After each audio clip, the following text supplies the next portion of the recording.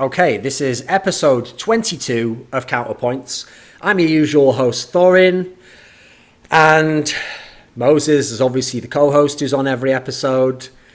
In different surroundings right now, Moses. You don't look like you're in your usual hotel. Where are you? I found the one hotel room in the world that is darker than the W, that has worse lighting. So I am currently sitting in the shadows of a Sheraton in Montreal, surrounded by French Canadians. Must feel like 2014 when you were just in the shadows, trying to wait for your chance to come forwards and shine, and then obviously our other guest, Semmler, actually runs the industry, so he used to keep you back then and say, no, I was gonna say, not until of the Godfather. Not until I allow it, until you have done what I require of you. My little capo. He twirls his mustache and waxes it. So eventually, obviously, he let you in the scene very graciously for a small tithe that you pay to the OnFire gang, organization, whatever you wish to call them. So yeah, the guest this week, everyone, is Semmler, obviously. And by the way, Semmler, love you, mate. Always been a big fan. Always enjoyed talking to you. But you right now, your look is fucking unreal. You just look like if I got you one of those French Legion hats and put it on your fucking head with those glasses and that mustache, you look like some out of the 1915 or something like that. What is that? What are you doing right now? Are you at war with the Prussians? Can you please answer that? What is going on right now? I just got out of the trenches. I'm on leave back at home. Okay. And this is my attempt at a mustache so far. It's fucking frightening me. There's still 20 days. There's still 20 days left before the end of this month, and I can shave this abomination off. But we're on the ride, boys. Let's go. You do realize the problem. He's got a better mustache than Henry. That's for damn sure. Well, that goes without saying. But here's the problem, Semmler. I know how to take that look right now. You can keep that look, and I know how to make it look amazing. I'm also going to go into French history. All you need is, you need the little, like Aramis out of like the Three Musketeers. You need that little bit below the lip, the little like line that goes down. Here. That's what makes it pimp. I used to have that back when I was 20. That makes it look pimp. Little thing like that. Yeah. I bet you did, and I bet you were going up to girls in LA all the time. I am French from the. And they were like, oh my God, he is so. Well, I don't know why they'd be talking French. Eventually, everyone starts talking French accents. If anyone's noticed, it's the one accent Thorin can do. So I'll stick with what I know. I don't try to branch out too much, I can only do the one apex fucking happy broken half accent, and I just stick with that the whole way, right? So let's start the show, boys. So obviously, we're in the era of NA, Semmler. America is becoming a great nation again. First of all, we had Cloud9 winning in Brazil. Now we have the great Donald Trump becoming God King of the world, I believe was the title that he ascended to, right? And he probably will rule for 1,000 years and take us down the golden path. And a lot of the gold, obviously, is just the fake tan just falling off him onto the floor as he passes through. How are you feeling about the world at the moment? How are you feeling about Counter-Strike? Cloud9 won. This must be... the American side of you is feeling good right now, Absolutely, especially the inner fanboy for Stewie. I was very happy to see them actually manage to pull that off with him leading as well. Like, he's had one of the most upward trajectory careers where he just comes out of nowhere. They're like, who's this kid? He gets so much flack when he joins the team. Everybody's just like, you're garbage, get out. You're replacing one of the greats. Like, you're done. And he stuck with it. He has one of the hardest work ethics in NA, as far as I know, just nonstop grind. And here he is. Man, just to lead this team out of the drought, out of the wilderness of 10 years since NA has actually won something that mattered. I mean, it's fantastic. I'm really happy for Stewie in particular. Cloud9, yeah, great. But for Stewie, I'm very happy to see him do so well. For anyone who doesn't know, this is the level that Semmler's fanboying for Stewie 2K goes to. Back at the ESL 1 Cologne qualifier, right? The last game was the decider to see who got in the major. And it was G2 against Stewie 2K's Cloud9 on cash, right? And Semmler was going, young Stew's going to come in there and he's going to just dominate. And I was like, there's an old god Semmler called Shocks, and he is standing in the way now. And he literally just was like, and then you just had to, you and Stewie 2K had to just take it the hard way. Like, oh yeah, that's right. Back to reality. Yeah. Those old gods are vengeful, man. They don't cut you any slack. They cut your heart out and eat it. That's exactly what Shocks did. You're right. So, okay, Moses, did you have something to say, Moses? Yeah, I mean that's just that's one of the learning experiences that Stewie had, right? Because I think the first few times he encountered those old the old gods, as you put it, the European teams, he struggled in all of them. Like when they played Virtus Pro in the final, Stewie had bad games. even against Immortals and Northern Arena. Stewie had a bad game in the finals. And it's just, I think it's one thing that you put it down to that work ethic where he just is so good at learning from these experiences at the moment. And that's why he's gotten here. So it's cool to see. I'm not as high on this win over EPL. As I think a lot of people are at the moment. I still think there's some deep struggles coming ahead for Cloud9. Okay, so that's interesting because Moses just pulled back from fandom there. Before, he was going super hard on I don't know, I think Moses is a hipster, Semmler. What he does is, right, when no one thinks Cloud9's good, he's like, oh yeah, I'm going for Cloud9, doubling down, all that. Then, when Cloud9 starts winning, he goes, I preferred them before, their earlier stuff. And when they're losing. They're kind of played out now, like they just become very commercial now, like they just play into a lower common denominator, I'm not feeling that much, so why are you pulling back now? Surely now is the time you should be doubling down. No, I mean, I even said before they won this that I thought they were going to be in for a tough time. I think there's still some big question marks in that team. That I still think that Automatic's performance in Brazil, I don't know if he's going to be able to match that again, especially considering. Obviously, that level of that MVP performance covers up for a lot of the underperformance that we still see from Shroud and Skadoodle. Sure. Although Shroud had a pretty good event in terms of impact, I still think those two, if Automatic doesn't play to that level, those two get highlighted much more. I think the fact that they run into tactical obstacles in a lot of games is going to be scary. The sense that they don't have any set system or fundamentals that they can fall back on in terms of where do they go if Stewie and Automatic aren't having success.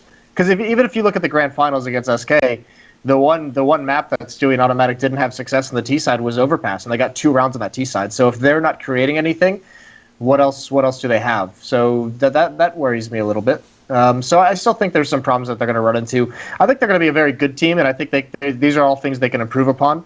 But I'm still waiting for. I think there's going to be a letdown at some point. I think a lot of these people who are thinking that this Cloud9 run is going to be the next 2-3 tournaments, I think they're going to be in for a rough surprise. Yeah, for anyone who ascribes to the Steel view of things that they're only going to keep improving and all that, I don't know what you're smoking. So. That's just the only way I can say it. So, Semmler, what's your take on this? Where does Cloud9 go from here? You're Snowden? Is that what you were going to say for a second there? Smoking. No, that would be a next level reference. It was I don't know what you're smoking, Manning. Right. Okay, so what do you think of Cloud9? Where are they going?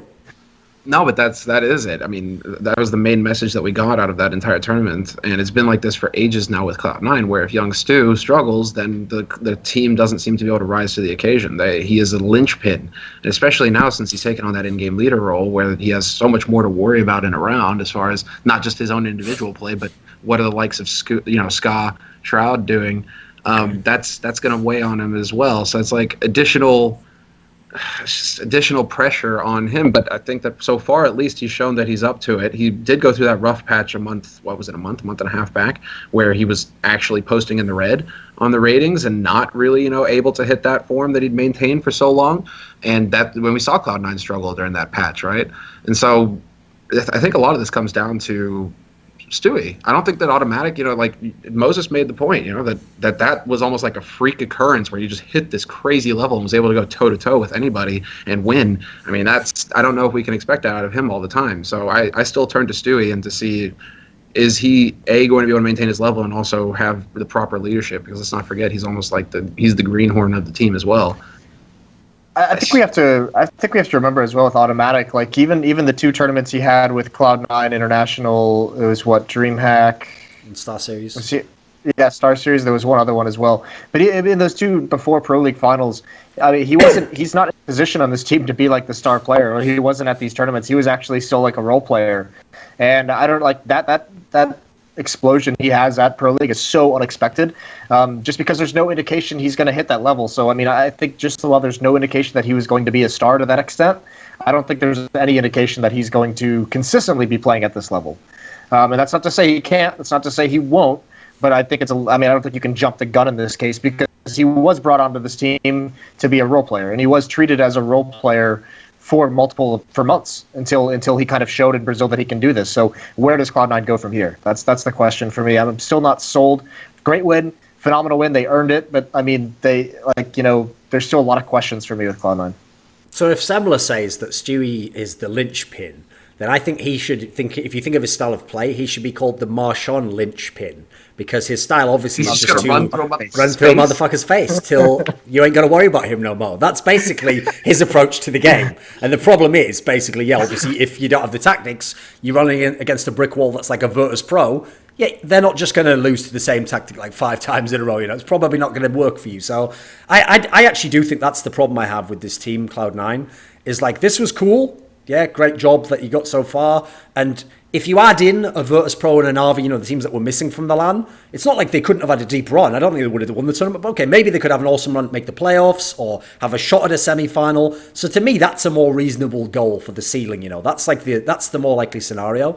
And I look at the team, and I think one of the reasons why is, first of all, yeah, they still lack something tactically, and then secondly, I think it's going to be firepower that's going to kill them. Because unfortunately, if you look at like who the big fraggers are, yeah, it's obviously Stewie2K and Automatic. But then who's the third guy who's going to join them? Now at that LAN, the actual like numbers say it was Shroud. Well, that hasn't been consistent. And then the problem is you can't actually expect Nothing to join him, because I've noticed the good thing about Nothing at the moment is he's not required to get a lot of frags. He just plays that kind of like, he makes plays. He sometimes plays a little bit safe if he has to, tries to do the lurk roll, whatever. He does a little bit of everything now. So my problem there is if you were to put like the trio of Cloud9 against the other trios, like a Na'Vi, VP, Dignitas, SK, I think they suffer on that level, So without sick tactics and a really good firepower trio, it's going to be hard to beat these teams with any kind of consistency, or maybe ever, You have to remember as well, they got beat up by Mouse Sports and FaZe at ELEAGUE the week before that final. So I mean, there's just another notch against consistency for this team. Yeah, I'd forgotten about that actually. Yeah, it wasn't a big occasion for me, mate. I didn't really pay much attention. So. No surprises. A lot of tweets under the bridge since then. So yeah. Still, mates. Okay, yeah, definitely not. So okay, let's actually jump in on a topic because I think actually we'll go on a roster move thing first, because we had, speaking of that ELEAGUE group, that was the one that FaZe shocked everyone and won a best of 3 against Cloud9, got out of the group and then went to EPL. And okay, they didn't get out of the group at EPL, but you know what, they had some pretty good performances there. They had some maps where again it was positive signs, and yet now it comes the news that they're changing the lineup. Turns out that thing of like, oh, Jacob's kind of on trial and it depends how he does. They've now enacted that. Out goes Jacob and in comes Kiyoshima. What do you think of this move, Moses? Start me off. I actually, I don't mind it. I like it in the sense that I'm assuming, because I look at this from the angle of, obviously with all the talent that was amassed on that team, there were so many different like confusion and roles, and we always talked about, no one knows who the star player is going to be because they have so many players who are the star players.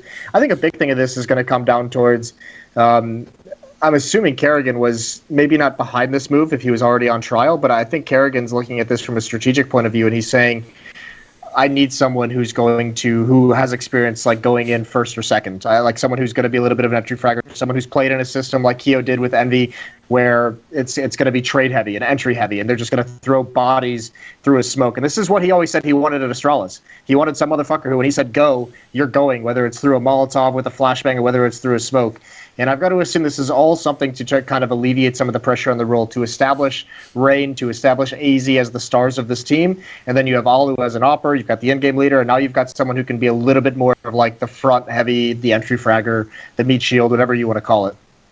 What do you think, Semmler? Well, that's a tricky thing when, I mean, if memory serves, when Envy struggled massively with getting Kiyoshima to be that entry fragger, right? Like, that was always the main issue that they had with Kiyoshima back in LDLC and then into Envy, that he just refused to go first. And they brought him on for that role. Like, you are the entry fragger, you're supposed to run in first. And he didn't do it. And that led to shocks. That led to others having to take on the role. And Kyo was always much more comfortable in that second man role, which makes me wonder, is it going to be Kerrigan going in first, because he's done it in the past with Astralis, where he had that strategy when he first joined the roster, where he was just like, come on guys, like, get behind, I'm running through the smoke with the Tech 9, you guys better be on my ass. And that's how they won rounds. He just led and just charged onto sites. And so I'm wondering if that's if they're going to go for a throwback to that, where Kerrigan's going to set the round up, he's going to see what needs to be, like, he's going to gather the information from the flanks and all right, here we go, now we're going to begin the push, and he'll be the point man with Keo on his ass behind him, Rain there to lock things down, and then AZ and Alu floating. Like, I think that's probably, or at least if I'm just looking at the roster and looking at the history of the players, I'm thinking that's got to be what the answer is, because I have a lot of trouble seeing Kiyoshima, unless there's been some massive change of heart on Kiyoshima's side, where because he's been in doubt and because his team has been doubting him, he's been put on the bench. Is he willing to just say, okay, I will actually, like, I need to play again. I will be that first man in, and he's thrown everything out the window that has been the problem historically. I was going to say, I mean, he has been sitting on the bench for some time now. I mean, there's a lot of things that you'll agree to do just to get back into that active lineup. But then it's like instinct. It's like, what is instinctively, what is his style, right? Why did Moses have a mad smile on his face when he said that? Like he was making some sort of dirty innuendo, like, yeah, it's a lot of things a man would do to get some playing time. And you're like, what the fuck are you implying right here? I think he's just playing Counter-Strike, Moses. He's not just sucking everyone off. What even is the implication there? You never know. Then again, maybe he had to get his phase up, whatever that is. I don't know even how you do that. Phase up, mate. Unreal. Okay. So here's the thing. I actually don't mind this move. Like, I'll kind of agree with Sam. Like, I'm not like a huge fan of Kiyoshima at the moment. I actually think he himself doesn't know what his own identity as a player is. That's why I never bought that whole thing of like, guess Kiyo was the problem. Because even though people now do it as a meme, they meant it for real back then. As soon as anybody didn't improve, they were like, oh, see, so obviously Kiyoshima wasn't the problem. And I was like, why are you watching him playing FaZe? He's not doing anything better there, is he? So there was even an interview where Kenny S the other day said something along the same lines, that like actually Kiyoshima went off to FaZe and he didn't particularly seem to change up what he did much, or his attitude perhaps was the implication. Didn't seem super into the game and kind of just the same there. So I don't mind the changing as much as maybe Kerrigan has an idea for what to do with Kiyoshima. And to me, this is the obvious person to remove, because unfortunately Jacob is someone where he's now reached that level as a star player where I actually think that a lot of star players just need the right in-game leader, right? So, for example, if you do give Kirby to MSL, okay, MSL can get everything out of Kirby and make him a star player, whereas Kirby goes over to Astralis, yeah, now he's not doing so great, he's just an okay player. Certain star players just need the right in-game leader. I don't think that's Jacob, mate. For me, he's now ascended to that level where he doesn't need an in-game leader. He needs like some sort of therapy or something. He needs some psychologist inside his brain going, what is your problem, mate? What is your performance problem? Why do you play amazingly one map on one half, get 30 kills, and then the next map you're 5 kills? What is unfortunately, basically, he probably has to figure out his own issues there, or find a team that somehow fits him. And at the moment, he can't really do either. So I kind of agree, of all the names, he's the one that I think is unfortunately the most expendable, despite the fact I think he's one of the most talented in the whole team. Like, he's clearly has mad skills. So I don't know myself what is wrong with this guy. I mean, I don't think for any instance that Kiyo is like safe on this team as a fifth man. I think this is more just because of contracts. Okay. Like, I think if they had anyone available to them. No, but like, I think if they had a better entry fragger available out there, they would have gone and picked him up. But I think FaZe is also sitting there, they're like, we're not going to spend money on these crazy buyouts. We're going to wait until after the major comes up and see who's going to be available. And we have Kiyo sitting on the bench, still under contract. Like, why not just use him? So Kiyo gets back in the team, and then they're like, Kiyo, sorry, you're out again, mate. What? The things I did to get on this team? What do you mean? What did you do? Like, just try running strats in a server? Right? And they just does like a weird wink at someone like, yeah, you heard me, that's what yep, dry running strats, yep, that's all it is. Well, then why are you so mad then? You just dry running strats. Yeah, but I don't like dry running strats. Like, anyway, and scene. So we all know where that was going. So come on, Sam, like, get in here. Not on that part, obviously, get on the other part. The other part is really just that, doesn't FaZe have that history of just keeping players on contract and being like, they have them on contract and they don't let them off contract even when they're out of the roster, of the starting roster, they're still on contract. It's almost like it is a bench where you actually have that option. Like, you're not playing well, you're not motivated, you're not pracking, you're not fitting into the system right now as it is, or whatever reason. It's almost as if FaZe has like some kind of weird bench going on where there's just like, all right, we have Kiyoshima here, and according to the comments that were made when he was picked up, he's been pracking, he's been highly motivated, he's been like showing that he wants to get back into it. Swap him out and run with it and go from there. I mean, just looking at Jacob's ratings over the past couple of months, it's like, oof, okay, maybe this has been in the works for a while where they were like, you need to step up. He didn't step up. They had Kiyoshima waiting. Boom. Okay, swap Kiyoshima in and see where you go from there.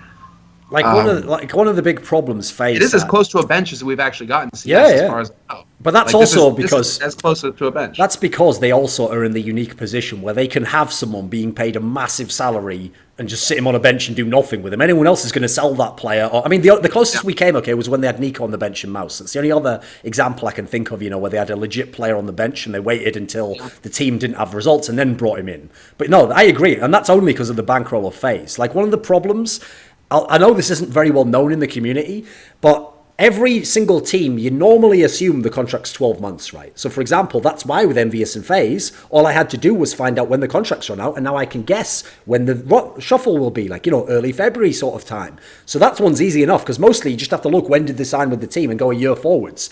What I've heard about the FaZe players is they have years-long contracts. Add in that because FaZe is rich, they have monster buyouts. So that's the reason why you've never seen a team, like, for example, think of some of the past Dignitas lineups where they could have used a bit of skill again, They could have gone back to AZ. Oh, wait, we can't because the buyout would be fucking mental. And his contract isn't going to end. So as a result, they really were stuck in this weird purgatory of getting paid a fantastic amount of money, being on a really good team, but never having results and never being able to go anywhere. Mm-hmm. So, I mean, it was a weird scenario like that. I mean, I always felt like an unintentional bench. I don't know. Yeah. Well, I think the FaZe guy. In the past, haven't we, Duncan? Where it's like the idea of actually having, is it even feasible to if you have, could, it'd be good, right? Even a seventh man in CS:GO, right? And what would that look like? Are they specifically there to swap certain players out? They play the same role, and so they're pracking the same positions. They're in the pracs together with the team. Are they up to date? Like, I wonder if it's even possible in CS. It almost feels like this is the closest we've gotten so far, but down the line, is it even possible? That's what's really interesting to me. We've seen 6-man lineups in the past, though. We've seen, like 6-man, but I'm like wondering, 6, 7. Do we really go the distance and start having like 3 options on the bench, right? Oh, our entry fragger isn't hitting shots right now. Hey, we got this other guy. Swap him in. Boom, go. Like, I wonder, is that even possible in CS?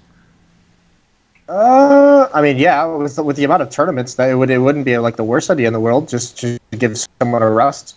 If you have like an extra player somewhere, or you have like I guess maybe because I know I've talked to a couple organizations that are interested in starting like farm teams, so to speak, where they have like what Godsent and Fnatic are both doing. They have the Fnatic Academy and the Godsent B team, or whatever. I don't even know what they're called. Yeah, exactly. Having 5 players that they have. Some I don't know the extent of the interaction between them, but if you have like 5 players that you're investing time in, maybe like one day a week, you have them play the actual pro team that you're working. Like Fnatic Academy plays against Fnatic and get some feedback, and you try to improve them that way. And then all of a sudden you have like 4 events in a row, and someone has a wedding, and you want to swap a player in just for one of, I don't know, whatever it might be. But I mean, the big thing is having like a bench, having like a 6th and 7th man that you're just paying to be inactive and to know the tactics and to be able to sub in if not. I don't think most organizations, like Duncan said, FaZe can do it because they're just rich as fuck. But like most organizations can't afford that. Yeah. This is the money. The money is the obviously issue. A good idea. Like that is well, I mean, yeah, that's the only thing that's holding it back. Basically, at the end of the day, is like if you had the budget, I feel like you could figure out a way to make it work. Where imagine you had like 2 full rosters worth, and they just prac against each other or something like that. I mean, Force, you're right. Yeah, Force. Yeah. And scene. Yeah, they have 3. They have 3. Okay, my bad. No, here's the thing. My problem with that whole scenario is I actually think that Moses is hit on the nail on the head there. Like, I think the best approach to me is to have 2 teams, but have one that's explicitly the farm team. Like, we're not trying to have 2 that are both as good, because then we're going to have a nightmare if we swap players between it, if it's going to fuck the other team up. The idea is one is a farm team, so we can afford to sacrifice that one if, like, they have a player who plays really well. Like, imagine if Epsilon was the farm team of NiP, right? And the whole concept was, at the moment, Epsilon doesn't get into the biggest tournaments anyway, so NiP's going to go to all the tier 1 events, Epsilon's going to go to all the tier 2, and then say a player's having a slump, right? Then we take out whoever it might be, Freiburg, and he goes to that Epsilon for a little while, so he can still have activity and still play with them, show them some veteran skills. Meanwhile, bring in someone like Rez or someone, he comes in for a couple of weeks and tries out with NiP, and then you don't have to stick with it, but it's a way to freshen the lineup up. It's a way also to motivate players, like this Keo example we're talking about, get that guy to sort of earn his spot back. I think that way would make sense, especially because in that scenario, you don't just put someone on the bench and then he just dies a death of like never being played. He goes and plays somewhere else himself. I think that's the aspect that would work to me, because it's the idea that he can at least maintain fitness himself and earn his way back. It could actually work if the B team also had some kind of backing from the A team, in the sense like a monetary backing, where the player going to the bench, he doesn't take some massive pay cut, it's only like, you're on bench, so you're getting 3/4 of your salary or something like that. I don't know, like something that where it's just like, oh, I'm on the bench or I'm on the B team. All of my motivation is gone because now I'm broke. Oh, Semmler, I figured it out, mate. Here's what you do. Right? You do give the guy, what you do is, the guy who's on the bench technically gets the same salary that he was getting when he was on the main team. But here's what you do. To create a sense of competition and rivalry for the spot, then every 10 frags that the guy who replaced him gets in official matches is like some money from the other guy's salary being stolen away. And you create this mad rivalry scenario where if that guy's 30 bombing, the other guy's getting reamed out, but he doesn't deserve that money at that point. And otherwise, this is the sickest part, Semmler, that no one's thought of. Everyone's thinking of how funny it would be right now because he'd be getting all the money. But you'd also have scenarios where some guy like Freiburg, if he was indeed the bench one, if that guy's just sucking dick, the guy who replaced him, and just getting wrecked on lands, he'd just be watching on TV like, oh, look at him, he's getting his body, he's getting absolutely bodied. That's money in my pocket, cash, money, motherfucker.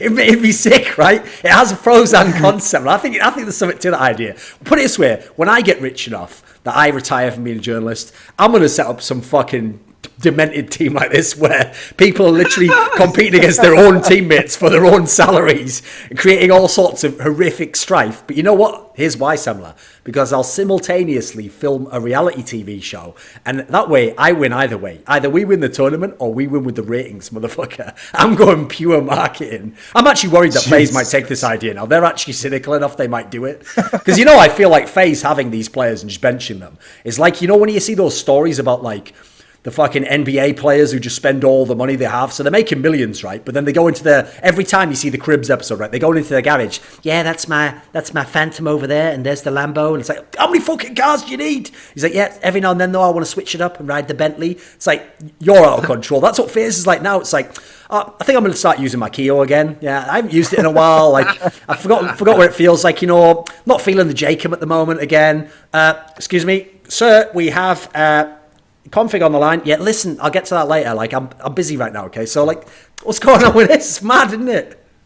Also, the genius is Semmler. FaZe is, at least until Carrigan joined, they were having, like, no results. But you get paid a lot of money, so you wouldn't want to leave. And you can't leave anyway, because you're just, like, an indentured slave or something. So here's the mad part. It's like what? Golden handcuffs. No, that's the thing. What you literally exist in. This is how mad the scenario is. It's like the plot of a fucking like an 80s movie with Arnie in. You exist in the most luxurious, high security prison that exists. You have everything. You have pool tables and bowling. But here's what's mad. You're in there thinking, sure, this is great, but I'd obviously rather be free and be in the world and be living an active life. But here's what's mad. You can't escape, but people are trying to break into your prison to get in there. People on shit teams are going like Oscar or whatever. It's like, can I get in that prison? He's trying to tunnel under the thing and get in, and the guards are keeping him out. That's how mad this scenario is. What sort of dystopia is this? It's gone too far. FaZe, baby. FaZe is set to stun. Right. Okay. So, what do you actually think is the future for FaZe? Like, how do you think they can get better than they are now? Like, what are your expectations from them? I mean, to be fair, like their expectations are so low at the moment with the fact that they've only gotten out of one group stage that they can only. Well, let's not say that. Let's not go crazy. But I expect them to get. All right, where are we going there?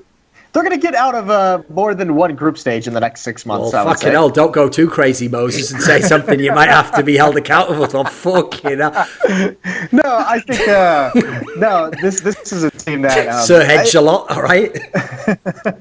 I like Kerrigan as an in-game leader, and I think he'll do well with this team, and I think they're going to benefit a lot. Already, when you watch them play, just on the short number of tournaments and short little bit of practice he's had with them, you can see how much they benefit just from having like one voice that they listen to. It's not even that they've had time to like drill anything or practice anything. It's just the fact that they have one guy who just says, "We're doing this right now," and they all seem to like they're all just so happy to have that one voice. They fall into line, and obviously a lot's going to depend on this Keo situation, how much that's going to pan out. But I think this is a team. I don't see them winning an event anytime soon, but I can start to see them now, like as they get some more experience with this lineup and with Kerrigan calling, starting to kind of try and break into the top four, so getting out of these group stages, going to the quarterfinals more frequently, knocking on that door. I think they're actually going to recover a little bit quicker than people expected, because I think, and I made this mistake as well, yes, they have a new in-game leader coming in, but they had this team together for a long time, so they already have some kind of familiarity with each other.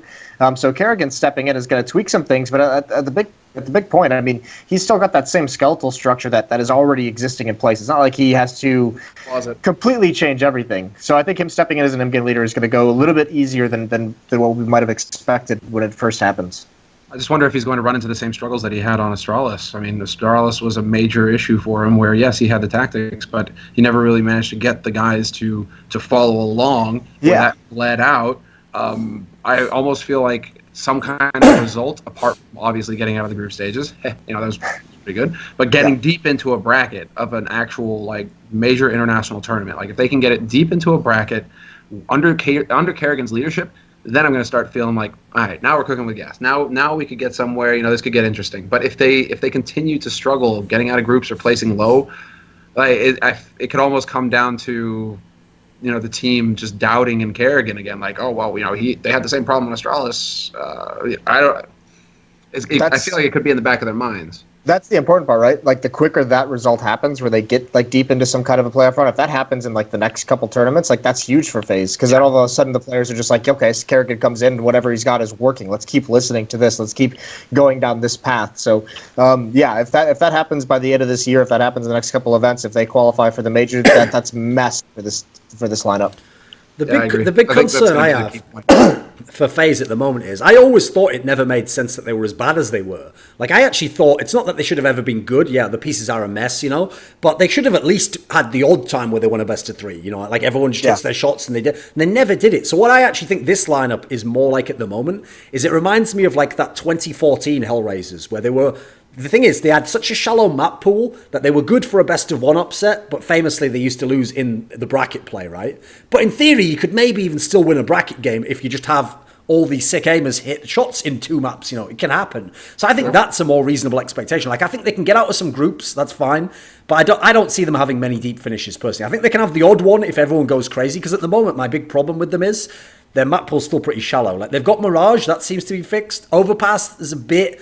Like, Train's been all right, but, like, even then, that's still a bit rocky. And beyond that, they haven't got a whole lot, mate. Like, it's pretty shallow, this map pool. And in a world when people now are playing Nuke at the top level, you're in a bit of trouble if you don't have a deep map pool, Yeah, I think the map pool. I think the map pool's got to. I think that's one area where we have to forgive him a little bit and give him a little bit more time. Just because, when you think about when Kerrigan came in, when he got shipped out to ELEAGUE, and they had like a day or two before ELEAGUE started, and straight from ELEAGUE they flew directly to Brazil. With still no practice in between. There were no practice PCs that had internet in Brazil for the players to use. So it was literally just like all you could do is watch one person's screen or play against bots. I think that map pool, we have to wait and see what some of their next events are going to be. I don't understand.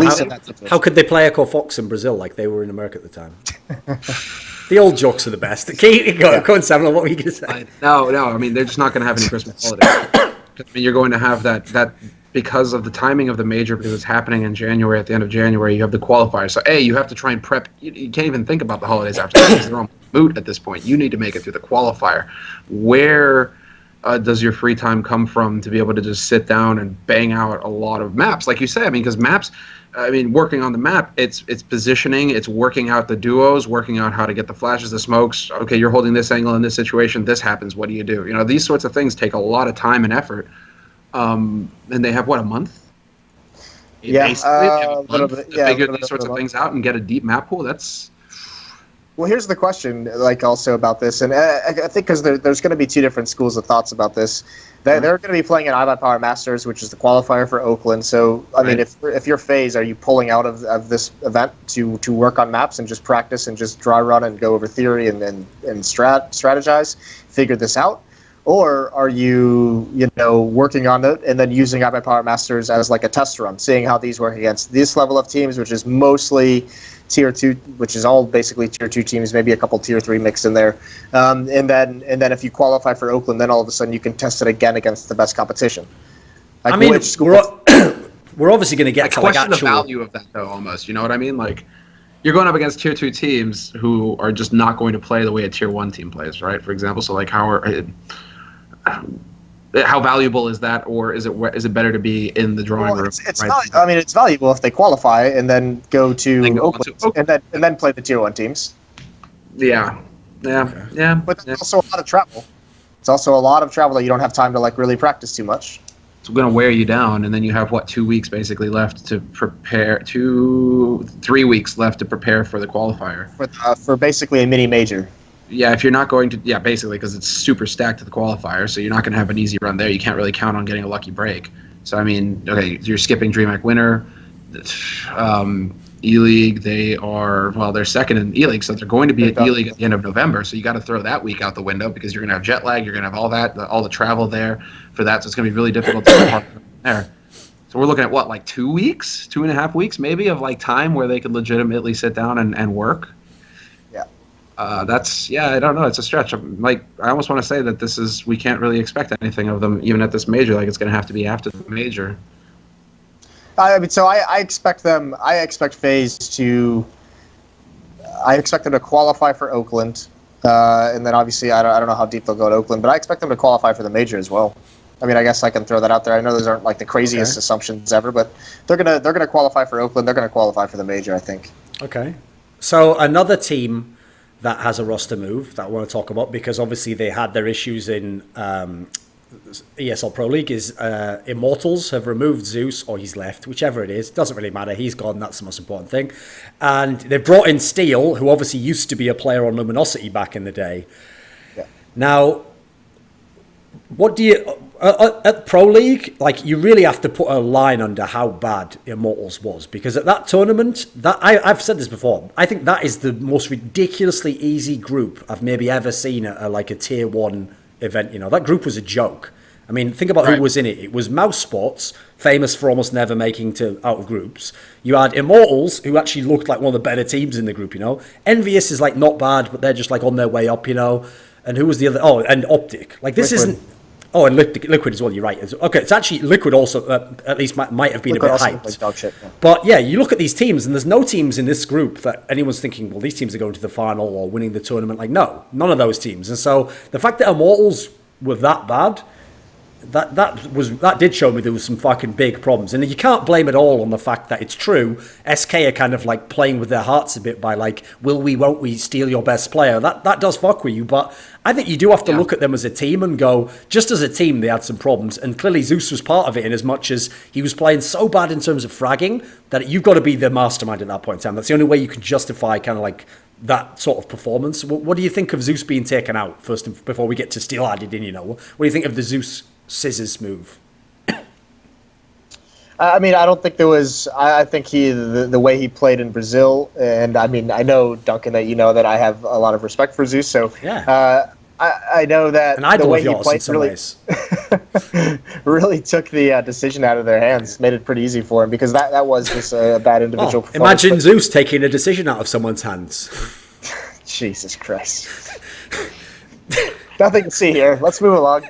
But also, I mean, you look at he has to be the mastermind, but I mean, you look at who else had a terrible event. It was Henny, was Bolts, was Phelps. None of these guys had good events. So no matter how much of a mastermind, he could have made every single perfect call, every single correct call. And by the way, I don't think tactically they were bad, but when you look at the players and what they were putting out, no matter what you call it, it could be the checkmate move round after round after round. And if these players aren't getting kills, it's not going to matter. So I mean, I think the issues ran far deeper than Zeus, but definitely he is the X factor where they come in and they struggle. They don't qualify for ELEAGUE, and they don't do anything at Pro League, and that was why he was brought in, was to help them qualify for events, was to help them get over that hump of like choking in these big events, down the stretch that they had like kind of some history with. So that was the big thing, and now they're just left in a really tough spot heading into the major qualifier.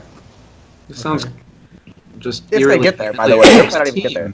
That struggled with the very same situation, this sort of scenario that you described.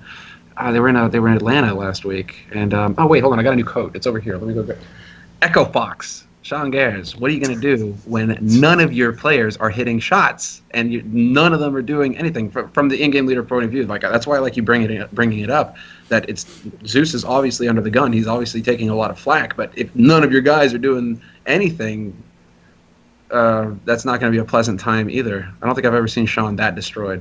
Like just eyes, man, the eyes. I don't know if I can have sympathy after how long this roster has been together. And you have to imagine that Sean was given free reign to put that team together. So I don't know how much sympathy I can have for that one. I mean, he's played with Shazam. He's played with Freakazoid. Those are handpicked by him.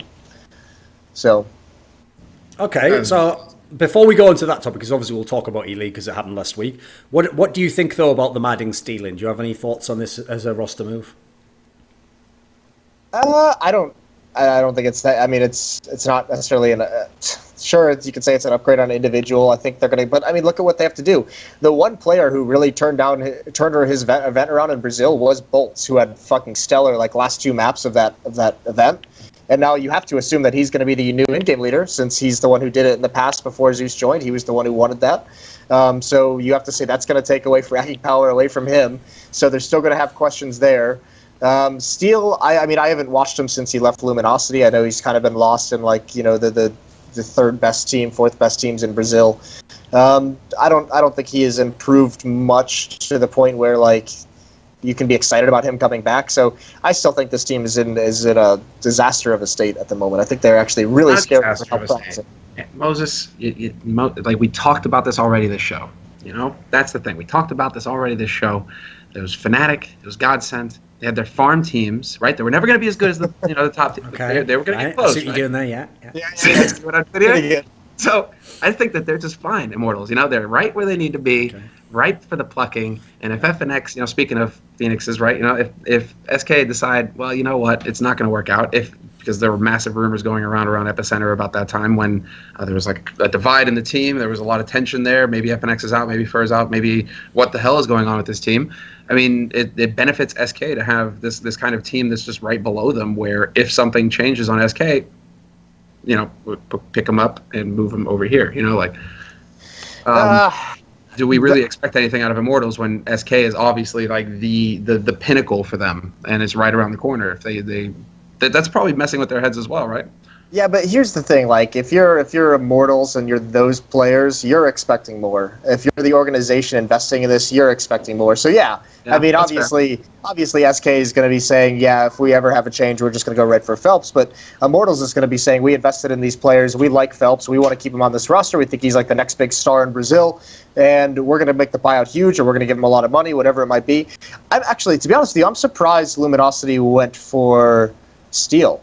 Okay. Just because not Luminosity, Immortals went for Steel, because there is a player on Luminosity that I've heard the Brazilian players talk up as if he's going to be, the next big Brazilian player. Again, much like a Phelps, and I believe it's SHZ on Luminosity. I believe that's who it is. But there is a player there where actually even some of the Luminosity, even some of the Immortals players were just saying, if SK ever goes for Phelps, Immortals can afford to keep him locked down.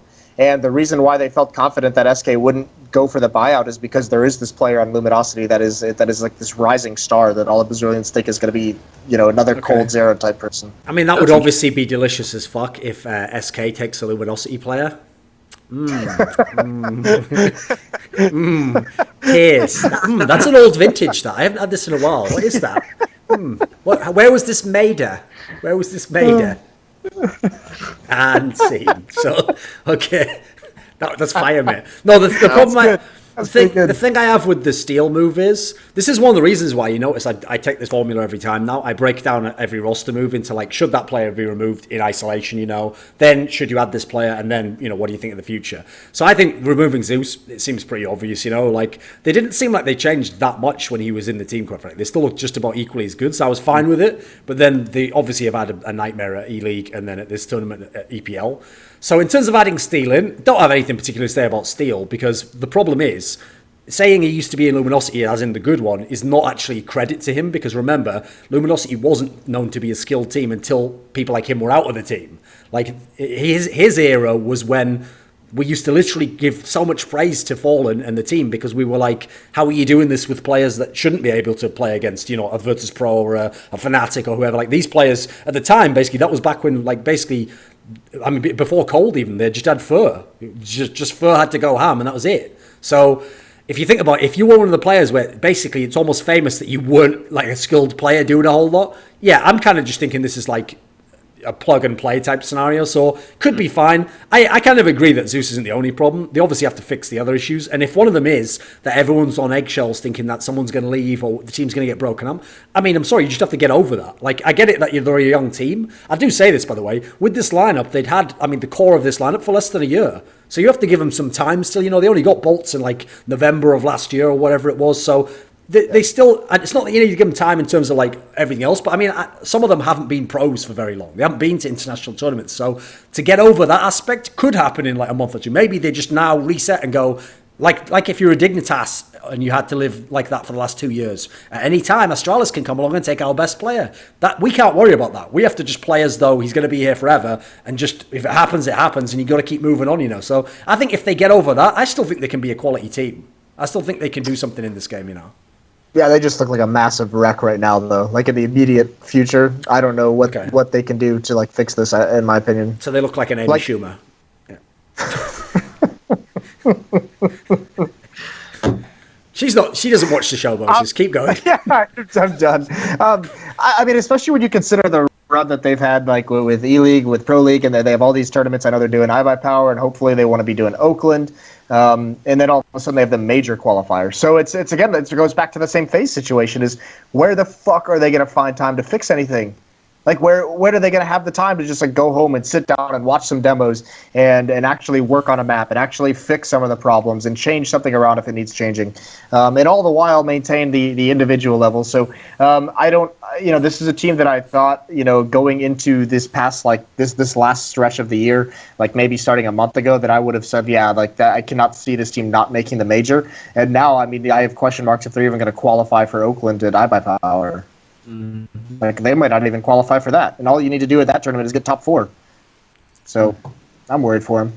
So here's what's interesting. Another roster move that's happened is going to be able to tie into our discussion of last week's ELEAGUE group, which is that NIP, despite making it out of that group and beating G2 in a best of 3, you know, all good stuff, have decided that it turns out they were true to their word. You know, Makalele will play 3 events for NIP, and then Pyth will return, and that is going to happen apparently. And you know, Pyth's back, Makalele's out. Like, that experiment ended. Looking at it as a whole, what do you think of this move, bringing Pyth back in, Semmler? I'm worried for Makalele a little bit, like on a personal level, because I mean, fucking all right. Come on, Mr. Empathy. Give me why are you so worried? I am empathetic. I'm an empathetic person, Duncan. Yeah. But I mean, I'm worried for him because, you know, he was out in the wild, and hell, I made a video where I was criticizing a little bit, where I was just putting it forward, where it's just like he's going to come back onto NIP, and this is his chance to show himself, show what he's capable of, and maybe show that he is capable of, you know, either getting back into NIP or playing at that top level. He's done one of those things. He's definitely shown that he still has the level to go toe to toe and actually bring results for the team. We saw many impactful rounds in ELEAGUE where he was the difference maker. So, I mean, he's clearly got that level still. But, man, that's rough for him, you know? Like, you're coming back into NIP, you're getting deep, you're doing, I mean, you're doing good things, you're back with the roster, and then it's just like, actually, no, you know, even if you tried your hardest, we're still going to go with Pyth, who we really didn't do, you know, well, I mean, they won Malmo, but... You know, it's not the same feel. Like, I'm a little concerned for NIP. You know, coming back with Pyth, I don't think that he has that high impact kind of round takeover ability that Makalele has. Makalele has that raw ability at sometimes in key rounds where he's just got to take it over and get you 3 kills and there you go. And I don't feel like I've seen that very much from Pyth. So I'm definitely a little concerned for NIP now going into it, especially now because they have to go back and actually start, okay, what did we change for Makalele? Okay, now we have to go back and like go back to the old system with Pyth. Do we remember that? Do we have to spend more time working on that to get things freshened up again? You know, it's there's going to be an adjustment period here. That's going to hurt it. The big problem I have with this move is, like, it's one of those weird scenarios where I actually think Pyth is a better player than Makalele. It's just that, to touch on what you're saying there, when I think of Pyth, he's kind of like a more stable player, and he's not really like a superstar, in my opinion. I don't think he's ever going to fit that role. So the problem for me is when you have Pyth in the team, you're basically saying, like, Forrest and Get Right, you guys have to be star players. You know, it has to be the old tandem that really carries us, you know. And, you know, give them props. They have been doing it recently. But I think that's part of what dropped off towards the end in NIP. You know, Pyth was playing fine. He was doing nothing wrong. He was one of the few players I didn't have any, like, critique for. And I thought he was doing his job. But the others, Get Right notably, were just dropping off a cliff, you know, and they were doing terribly. So the problem is, I actually think Pyth is a better player than Makelele, but I do think the key thing Makelele brings, which is why I'd love to see him on a different team, I hope he gets onto another team at some point in time, is here's the thing. If you go and look at his stats, he did much worse in terms of stats at the last 3 tournaments than he did with the Star Series they won okay. So in that sense, he couldn't have impressed Nip on the scoreboard, But you watch a Makelele game, and I've always said this used to be my analysis before he joined Nip. He's a player where, he can have a game where you watch the big rounds in the game and you go, wow, he was such an impactful player. He won them this round. He got him this key kill here. He must have been, let me have a look at the scoreboard. He must be high up. And I always say he's a player where you'll be amazed how many times he has, no differential. He's just I killed someone 17 times. I died 17 times. But that doesn't mean he had no impact. The key thing is those 17 kills, there might have been 5 huge AWP kills that opened a round up or, helped break open a 3v3. So in a way, he's a good example of an impact player that doesn't show up on the actual score sheet. But I will say the problem that he has is that that's a really great quality if somehow you could get it regularly, but he's also quite inconsistent as a player. So the difference is if I'm looking at Pyth, I go, well, I know what I get from that guy. I put him in this spot, he does his job, he's going to do that. So I actually feel for Nip on this one. I think there might be no right answer, You're just gambling either way, whichever you went with. So I think it's a tough scenario for all concerned because I don't blame anyone. Pyth should feel like he should be in the lineup. Makelele, I do think had impact, but wasn't some star. And then for Nip, I don't even know which way you go because we can't play the experiment out. We can't do, let's play the next 6 months of Makelele. Did it work out? Nope, right, we'll rewind time and now we'll put Pyth in. You have to take the gamble because if you don't, then Pyth probably goes somewhere else, So, at this point, what do you think, Moses? What's your take on the whole situation? I think you guys have nailed it pretty well. Duncan, I recall when we talked about Makelele in Nip after, I believe, right after they'd won that most recent tournament. We that was where we kind of came up with that idea where you almost have to have that playmaking asterisk next to a player when you discuss roles, and Makelele has that. And just around that, just flat out comes to mind is at ELEAGUE against G2. I believe it was on on Train where NIP's saving. They have 4 pistols and they have him with an AWP and he's behind he's at the end of the bomb train and he gets 2 or 3 kills as they come out of alley. Pitt's not going to get those kills. He's not going to get those 2 or 3 that keeps him in the round at that kind of an angle doing no scopes. But what you do get is, you do get that more stable production. You're going to get Pitt's going to get his 1 to 2 every single round. I feel like we're talking about RPK here. Yeah. As in Pyth's the RPK, yeah? Yeah, in terms of style. He's like Mr. Consistent. Yeah, he's Mr. Consistent. Yeah, he's going to get you the 1 to 2. Never going to blow your mind away. He's one of those players. But I think the big thing is, for me, it is hard to be critical because I think Pyth played well enough for this team to where you never could have said he did anything wrong. You never could have said he was having terrible games consistently. Never went into some kind of a slump. But I do think that Nip needs that playmaking ability out of someone like Makelele. I do kind of look at that team, and it's crazy to say this with Forrest and Get Right on the squad. And they also, like you said, have been playing great lately. I think Forrest almost dropped 50 kills today in a game or some shit. But they do miss some kind of an X factor in some of these rounds, and it's not necessarily what that provides in game, but having that kind of an X factor just for the confidence and swagger of your team. I feel like. Yeah. That helps them out a little bit. It kind of changes the way you look at this team if they have that ability to pull themselves out of a round. So I don't blame them for going with Pitt. I don't think it's a bad decision. I just personally for me when I watch them play, I would have liked to have seen them have that X factor. And actually, it's funny because they did go through a little bit of a honeymoon period when they brought Makelele in. They win that tournament, and then ever since then, you're never saying Makelele, what an incredible game out of him when you watch NIP ever since then. But he does have those rounds. He does have that impact that they miss at times. Yeah, the interesting thing is, actually, the other thing about Nip that I found interesting is, ever since they haven't been able to use their coach, so they haven't had Threat stood behind them in-game leading, Get Right is the player who's just had the biggest impact. He's just suddenly become like a god again. He's back to being a super sick player. So I have to figure that must be connected. That to me, that just seems too weird if it's not, because before, obviously, first of all, they changed up some of Get Right's roles, and you have an in-game leader literally telling you what to do.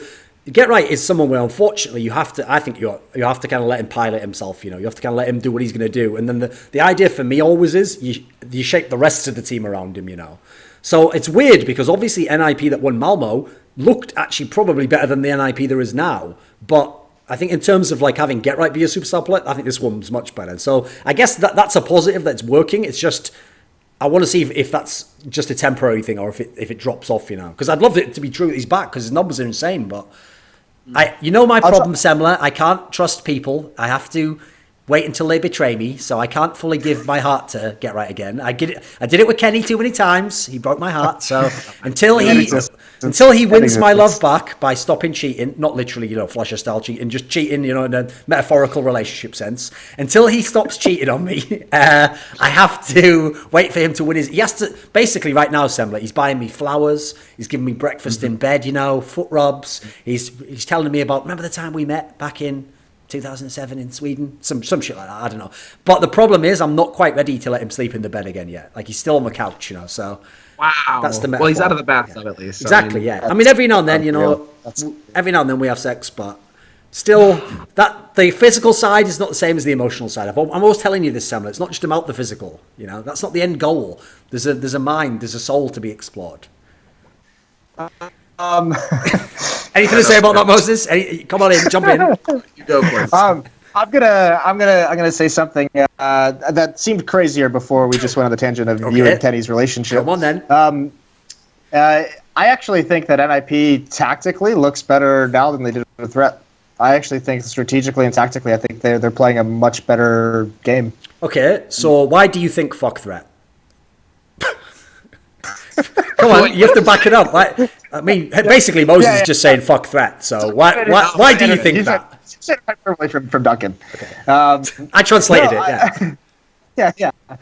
No, but I think something that Threat brought to the table was just a new angle. Okay, so whenever I talk to Fifth Laren, and if you ever reminisce with him about the NIP days, he'll talk about how actually when he was in this team, he did a lot of influence on the tactics. He made up a lot of ideas, came up with a lot of the ideas while Exist was calling. Fifth Laren was kind of that creative guy that would bounce ideas, and those would kind of work their way into the overall strategy that NIP used back in the day.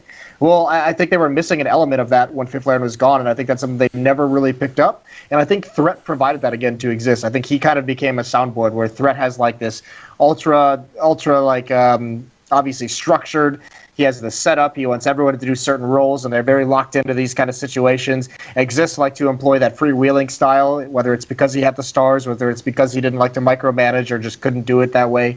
But I think they've found this balance now in this team that's not so bad. That's actually working really, really well. Where now they can lean back on some of those tactics that Threat brought into the game, and if they run into struggles or if those aren't working, they can do the freewheeling style, and they can find a mixture between the two. That's very, very nice. That's making this team impactful, because I think actually they're on the rise right now. I don't think they're done improving at the moment.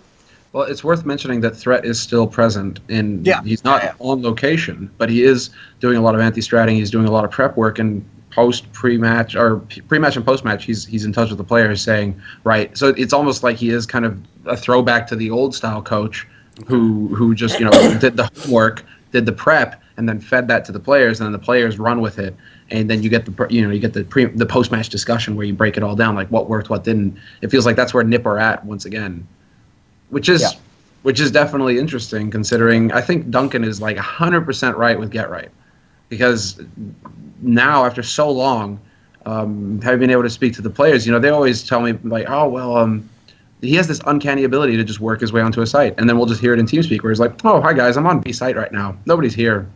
Come over." Right, and it's Get Right. If he is free to do whatever he wants, he has that ability to just work his way in behind enemy lines and then just open up the game for you. He's sort of like the Trump of a NIP. He just gets into foreign territories, he opens them up and he turns them into his area. And in the end, he's a great man making NIP great again.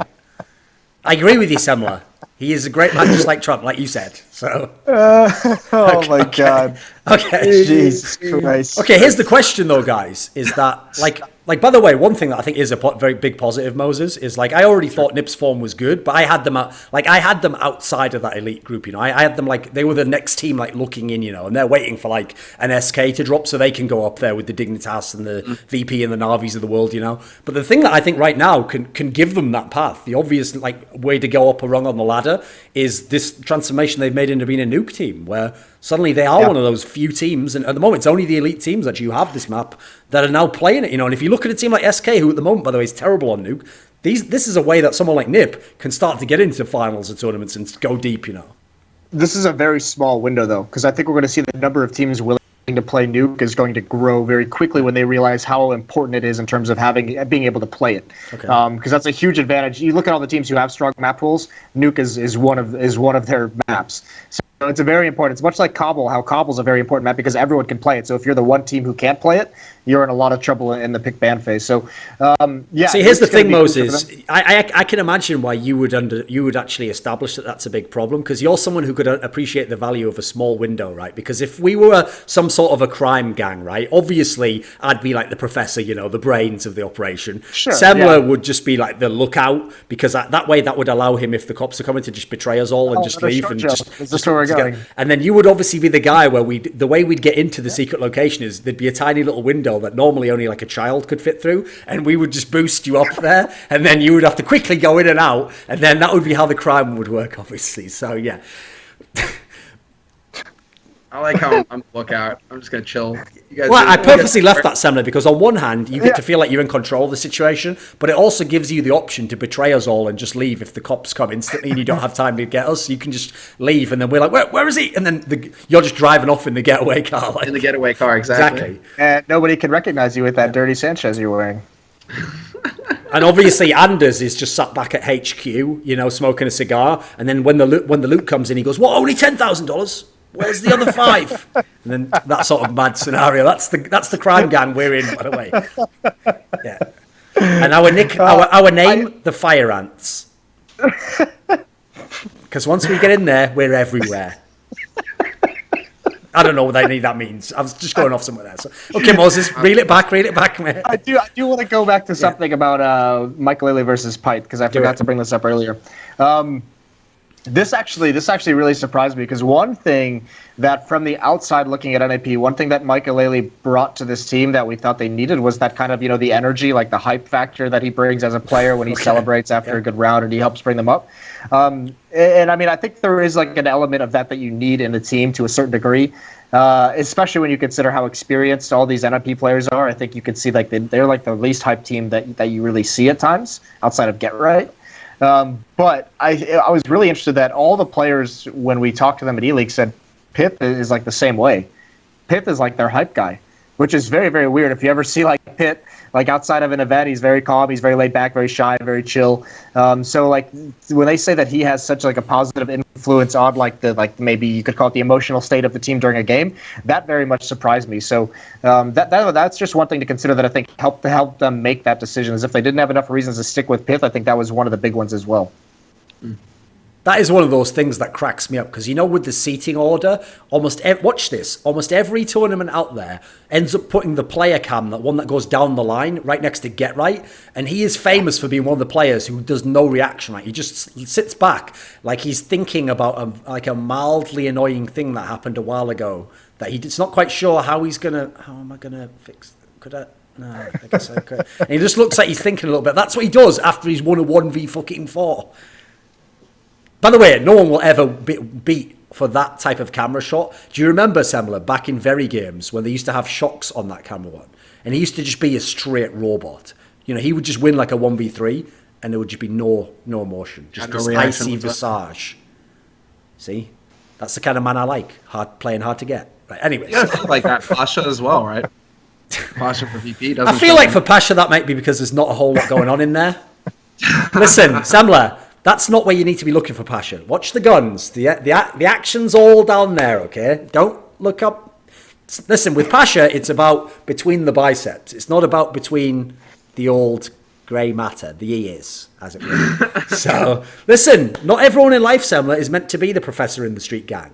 Pasha would obviously be the muscle. He would be the guy that would come in to break the door off this safe.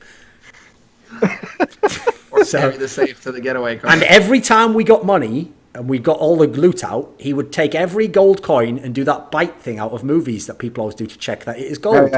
Sure. But he would also do it in case it's chocolate. Now, that's the end of that segment. We're going to move on now. So here's the question, though. If we're talking about NIP, like I said, NIP did get out of this ELEAGUE group. What do you think of this ELEAGUE group? Because on paper, right, it did kind of play out a little bit like everyone expected, which is you have Virtus Pro, NIP, G2. So the real story is, which of these three gets out? No one really expected Echo Fox to get out. But even so, I mean, I didn't expect him to get this wrecked. Like, I was joking when I said they were going to get completely destroyed.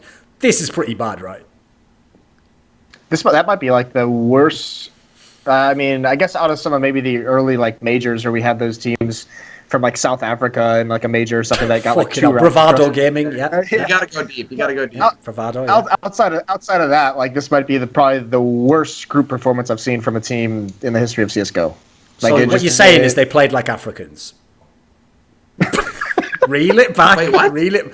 He just literally said they played like some Africans. Duncan is trying to make me out to be some kind of. Why are you so edgy, Moses? You're always in here with your fucking edgy opinions. Leave that to me. I've told you. So no, yeah. I mean, you're right. It was brutal, right? They had no chance in any of these maps. Oh, wait a second. It's dying. Wait a second. It's coming back. That was so awful. Actually, I had someone come up to me today, Duncan, and say, "My bad." Wait a second, it's all lagging to the fuck. Wait there a second. Wait there a sec. Test. Talk now, Moses. Duncan? Have you paused the recording? No, it's still good. Right, I think it's back now. No, you're back now. Just keep going, Moses. That was only a few seconds. Just keep going. Yeah. All right, I'm back. Cool. Where was I going to go with this one? Oh, I was speaking with someone today who read your No Fox Given article. Okay. And they thought it was they asked me if they thought it was like if it was accurate, because they were just like, holy shit, like Duncan didn't hold anything back. And I was like, actually, read through that article, it's very warranted. Like there's nothing wrong with that. I mean, yes, Duncan does go pretty hard at times. Sometimes he's flirting with the line, but this one was like well based in in actuality and fact, and like that's just flat out true. Like that whole performance from them this past week was I mean, embarrassing, I guess is the best way to put it.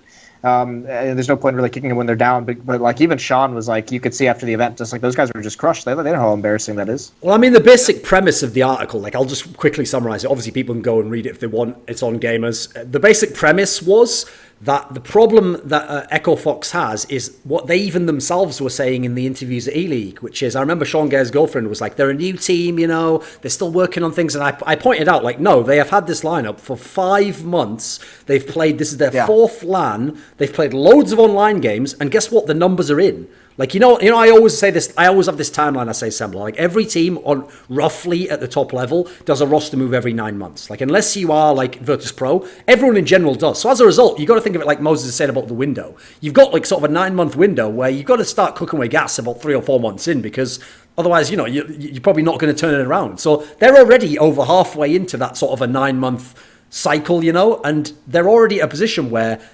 on LAN, they're not doing well, even against lower level competition, They've only had the odd performance like Northern Arena where they had some wins. Otherwise, they're not doing well on LAN. And then even worse, even online, even sometimes against lesser, like 9th best NA teams, even then they're not breaking 50% on the map. So just forgetting all like subjective judgments, just the numbers are really bad for this team. And that's what I wanted to make the whole point of the article, was I was framing it as like, this isn't an experiment that might work out. This is an experiment where we've run the experiment. We know what the answer is. And at the moment, sure, it probably wouldn't be as bad as that every time. Like you literally had a very hard group, I'll say that. But there's no reason right now, put it this way, to expect much more from this team. This is probably who they are. The tough part about their performance during the week is I cannot think of a single good thing they did during this. They tried. They did try.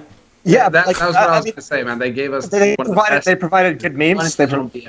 Yeah, I mean, 3 of them. Every team just wrecked them. But like, if you think back to what they did, like, because now, but there's no chance to see this lineup long term for Echo Fox. There's going to be some kind of roster change. But if you're Echo Fox and you're going back and you're like, okay, let's figure out who's doing something right for this team, and like we'll start keeping them from there. Because I mean, I'm assuming their plan is to keep Sean as the in-game leader, but like the other 4 people around him, I don't think I could make a case to keep any 4 of them. Like that's the tough part, and you obviously can't just your house. But like, how do you make an argument for any of the other 4 people on that team? At least Sean's got like the pedigree as an in-game leader and a tactician, to where you could say you need to have that leader. But like everyone else is just like Freakazoid, supposed to be an entry fragger, more of a meat shield, didn't really do any fragging. Shazam as an AWPer, like he didn't do anything, wasn't finding picks, wasn't holding his spot, wasn't getting entry kills, wasn't getting opening kills on the CT side, wasn't really locking anything down. Roka and Rix, like they didn't do anything. So like the other 4 people, it's like you don't have anything to build off of if you're this team. It's either start from scratch or just take a gamble and roll the dice. and like kill and like send 2 of them off and pick 2 more up. I mean, I will say, obviously, one thing you always have to consider is, I always make this point, even one roster move can often be drastic, because like a great thing about a roster move is, not only can it change the team, but maybe it opens up something in another guy, Like, for example, Config wasn't this fucking consistent monster till Magic's Boy joined him. For whatever reason, that shifted them around a bit, and now it wasn't just that Magic's Boy joined and is sick, now both players are super sick, So maybe some parts are redeemable. Like, maybe, for example, there's a way, I don't know how, because this is obviously the hardest sell, but maybe, because at least Freakazoid has a good attitude and mindset for his role, maybe he's redeemable. Like, maybe if you had better fraggers following him up, now he can somehow be redeemed. I don't know, because at least he has the history. If you had one change, if you only had one change, who would be your one change in Echo Fox? Okay, you go first, Semmler. Who would you pick?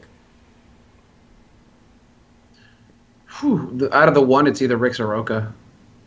I'd say change whoever's the second man. Who was the second man? They changed it a lot. I'm just remembering Dust 2, where Freakazoid just kept running on Catwalk, which was clearly the strat. Like, you're running up Cat to go to A.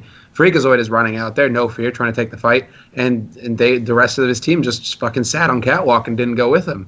And so whoever's his second man, that guy needs to go.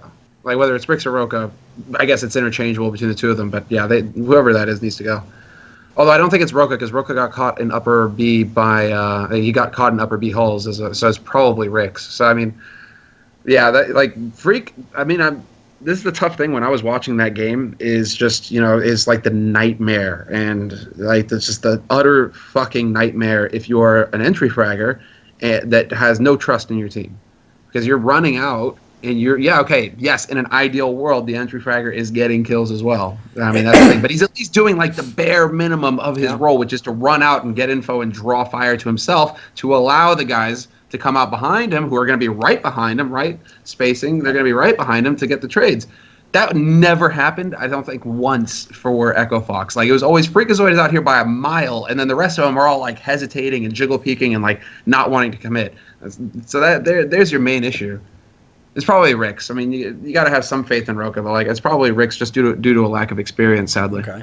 See, here's the thing. I actually would go the other way. I think I would take out Roka, because my big problem with him take out Roka? I just don't see what he brings to the team. Because if I have him in a team, he's supposed to be one of my more skilled players. That's his job is to be one of my fraggers, and he doesn't do it. And even worse, he's a perfect example of what I thought was the worry with Stewie 2K, which is I also not only didn't think Stewie 2K would be a star player, I thought what's going to happen is he's going to come onto LAN, try to play like FPL, get the shit beaten out of him by a Virtus Pro type, veteran team, and then immediately be like, well, I'm never fucking doing that again, because you just get destroyed when you do this against European. So I thought, like, I think that's what's happened to Roka. He also just doesn't do any of the shit he does online.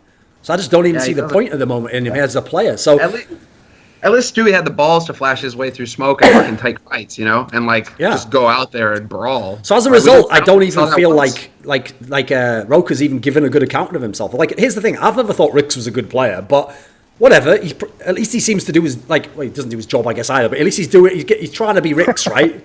He's being the rest Rix he can be.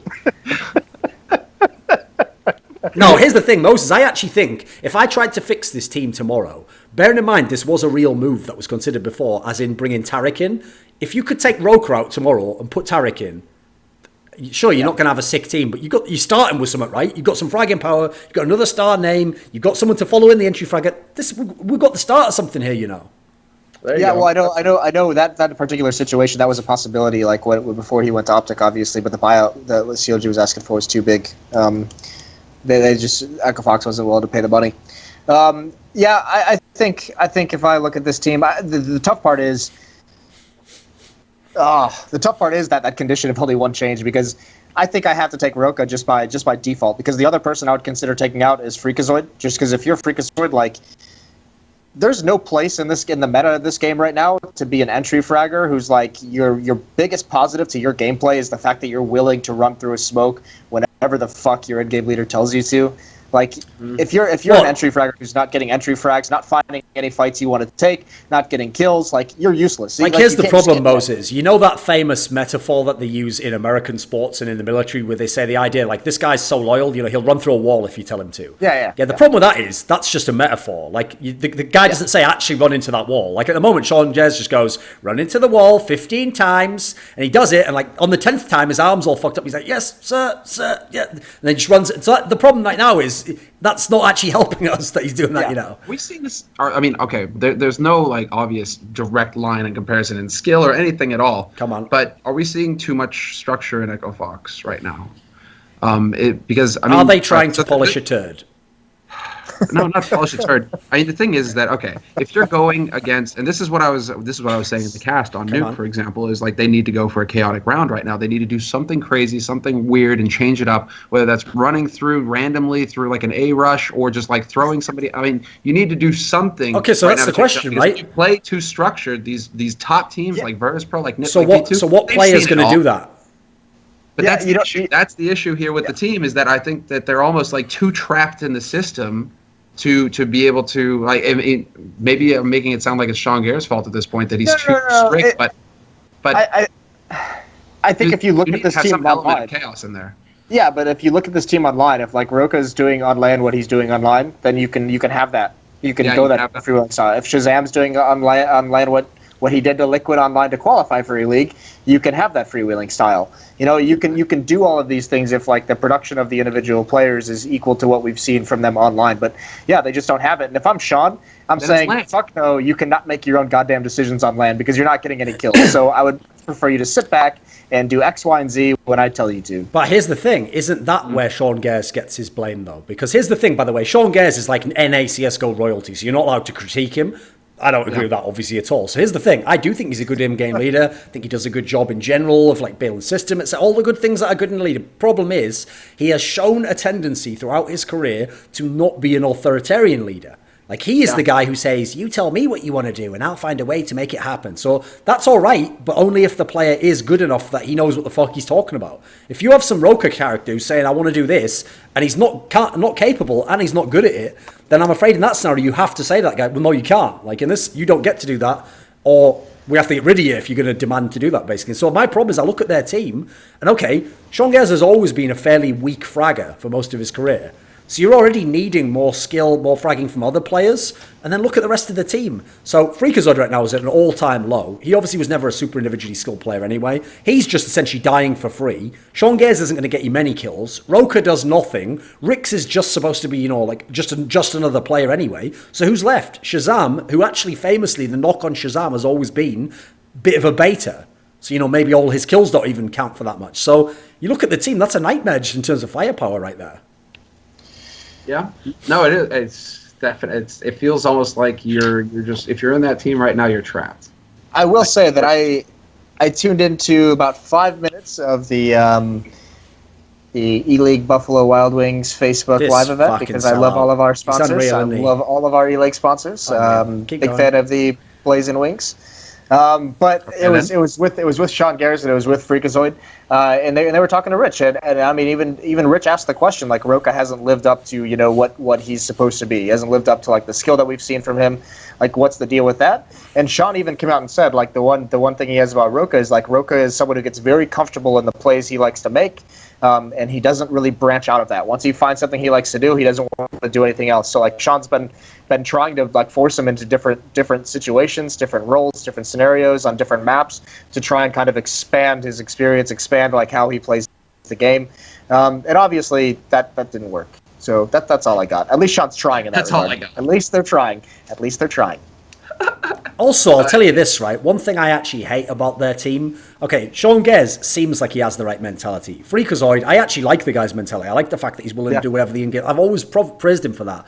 Shazam, okay, Shazam's going to be Shazam, whatever, that's all right. My problem is, another thing I don't like about Roka is, every time I see that guy on LAN, he always has this, like, smirk, this, like, smug look where he's like, haha, as though he's, like, just fucking around and trolling on the team or something. It's like, mate, if you're not good at your role and you're not delivering, at least show me, like, you care, Like, give me something, like, get angry when you lose a fucking match, get sad.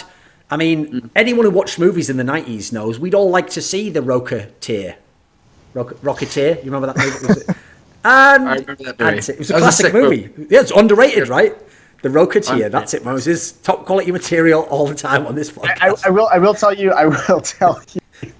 There are some players in NA who have been on lineups and played at teams and events with Roka, who have said that he's just like weird. They just like don't want to play with him. Just for that kind of reason, where he is like a super big troll in game, even if it's like a team that's like professional aspirations or already professional, like that, like he just is a little bit off. Like also, as a teammate, we are forgetting someone else who needs his share of the blame. So remember, Sean Gares had some say in who was on the team. You know, like they had the original member, but they had a manager, okay? And this manager was the kind of guy who, ironically, you would think would be really good at identifying a sort of a hidden gem that maybe didn't belong to him and taking it out and polishing it, maybe 26K's worth of them, and taking out that deposit of gems, the diamonds in the rough, as it were. And he might take that out. Instead, he's put together this garbage team. Like, where's he? Why isn't he just like...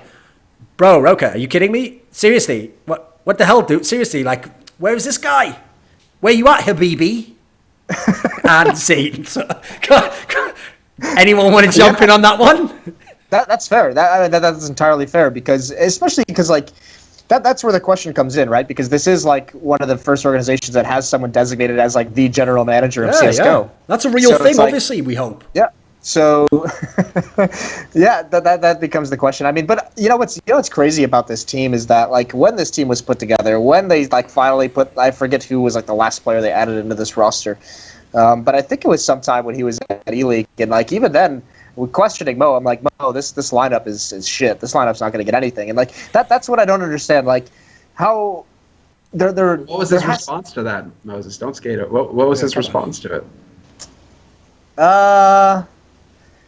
I mean, obviously he does. They're no world beater. I remember. I mean, he was burning money at the time to light a cigar and just laughing, bro, and then just like he had some sort of weird health supplement he had to inject himself with every few hours. You know, like his muscles seemed to get bigger, but he stayed fat. You know, weird. So what was his actual response? I mean, I don't know. It was you just can't like, say, obviously if it's off the record or whatever, you can't say it, right? But like fair enough. At that point, when you confront somebody who should be in the know, is what's actually going on. Yeah. No, and here's the thing. I think if you talk to anyone, any analyst, anyone who's in the scene, and they look at this lineup, they're just like, this is going to go nowhere. I think everyone knew it when this lineup was built. That's why like there's no one's ever been like scared of Echo Fox. But here's the thing, Moses. I actually think that Sean Gares thing I said, where he's kind of like NA royalty, is why no one critiqued them as hard. Like, here's the thing. Think about how bad they were as a team. No one's gone super ham on them until this week. Everyone kind of was like, oh, I hope they get it together. You love Sean Gares, like no one really wanted to bag on him, but you look at the team and actually their results have been terrible, like people go way harder on Team Liquid after they just bombed out EPL, than they do on Echo Fox. So, I mean, here's the thing, right? That's the thing. If Mo was there as a joke, like, oh, I'm the manager, but obviously I'm not really. Well, that's one thing, right? But no, his title is general manager. That is the guy in sports whose job is to do the trades and to figure out, what's the future of our team? Who am I going to invest in as my star players? Scouting out future people. And instead, this is a guy where it's like, so Mo, what are you really good at? I stack paper to the sky. Yeah, but in the game though? Oh, yeah. oh, you're serious, right? Whoa, yeah. Again, about the paper. Can I have my paper now? Like, come on, Mo, what about... Which players are we getting in the team, mate? Maybe he just does that thing. Maybe that's how it works. Right? He's there in his general manager's office. Rick Fox comes in. So Mo, we need a fifth player, mate. We're thinking of picking up maybe like Freakazoid, Shazam or something. Like, who do you think we should get? And he goes, yeah, who should we get? See, if only something would jog my memory. And then Rick Fox is like, oh, fucking, how much is it this time? And he pulls out like a stack of like 1 and 2 stacks. It's like, yeah, I think Freakazoid. And he goes, okay, but I mean, how would that work in our team? Again, it's getting fuzzy. It's getting real fuzzy. He's basically using like the old like fortune teller style tricks, to get. Well, anyway, that's the end of that segment. I know when to kill a joke when it's died already, Moses. I just put it down at that point in time. Unlike Echo Fox, Moses, I know when to kill a joke and put it down when it's time and move on. Move on. .org. So, okay. Right. God. We're back in the building. So let's stop talking about Echo Fox because, again, in the words of the Immortal Exist, I mean, seriously. So there were 3 good teams at ELEAGUE. They're called Virtus Pro, NIP, and G2. So obviously, let's start with the one that didn't make it. G2 didn't make it out. Semmler, if there's one thing me and you love, it is to obsessively talk about French teams as though Counter-Strike is just about French teams, and everything just relates to French teams, and also when are Kenny and Shoxy going to play together. That's like about the three things we talk about on a daily basis. So no, I have my photo evidence. So they were at a bar together talking. By the way, that's how sad Semmler is. He once just came over to me with this childish glee to his face, and he's like, bro, you're not going to believe this. He pulls out his phone. Now, any normal man, that's going to be a picture of, like, something sexual. It's going to be a funny meme. Semmler just has a picture of a really bad angle of two people at a bar that I can't see their faces. I'm like, yeah, so what? And he goes, that's Kenny and Shox. And I'm like, all right, mate, you haven't just snapped, like, fucking Zayn or... I don't even know who the fuck he was. That guy from, like, One Direction joining some other band. You cunt. There's nothing even there. What are you doing? So anyway... What do you think? I remember it clearly as well. I was actually a little unreasonably happy about that. I was just like, shit, it's happening. What do you think, though, about G2 failing to get out of this group, though? Well, I mean, this kind of feels like the major all over again as far as their group is concerned. Like, they kind of got shafted, really. Like you're in a group with NiP and VP. Well, VP untouchable. You're not even going to discuss VP. VP are just going to murder anybody they run into. That's their kind of shape, their form right now. Yeah. But going up against NiP, I feel like it's a very even matchup right now, where both of those teams are at. NiP are playing with a stand-in, Michael Lele, who's obviously not going to be feeling too hot because he's it's going to be a bit difficult to deal with him. Just because he's got that in the back of his head where this is the last time that I'm playing with NiP. Oh my God, my life, where's it going? All right, but that got dark. But what am I doing with my life? G2 versus NIP, I feel like it could have gone either way, and it just and that day, the day of the match, it didn't go G2's way, and because, well. But then when you start to actually try and put your finger on, like, why didn't it go their way? I mean, they've been playing like shit lately. That's part of it. I think that they're lost right now, that they're trying to find their identity again. And Shoxy said it in that interview where after August, basically, the big break, after August, they've just been struggling to figure out, to make all the pieces fit. What did we do right to have success before? How do we find that again? And it's just been a total and utter lack of confidence on the team right now, I think, where they just aren't sure about what they're doing. They don't have like a this is the plan, this is what we're doing, this is what makes us strong. They don't have that. It's very much just like go get headshots, and that's only gonna get so far. So when they lost to NiP, I was like, could have gone either way. NiP could have been on and off night. Forest might not have shown up, or Get Right might not have shown up, or something, and then G2 are winning. But because I think NiP are in a kind of similar situation. We talked a lot about NiP earlier, but I think they are also heavily reliant on Forest. Get Right's kind of stable now, but I think they're still heavily reliant on Forest. G2 are in the same boat. They're still just like, all right, we don't have a game plan. It's just go out and get kills.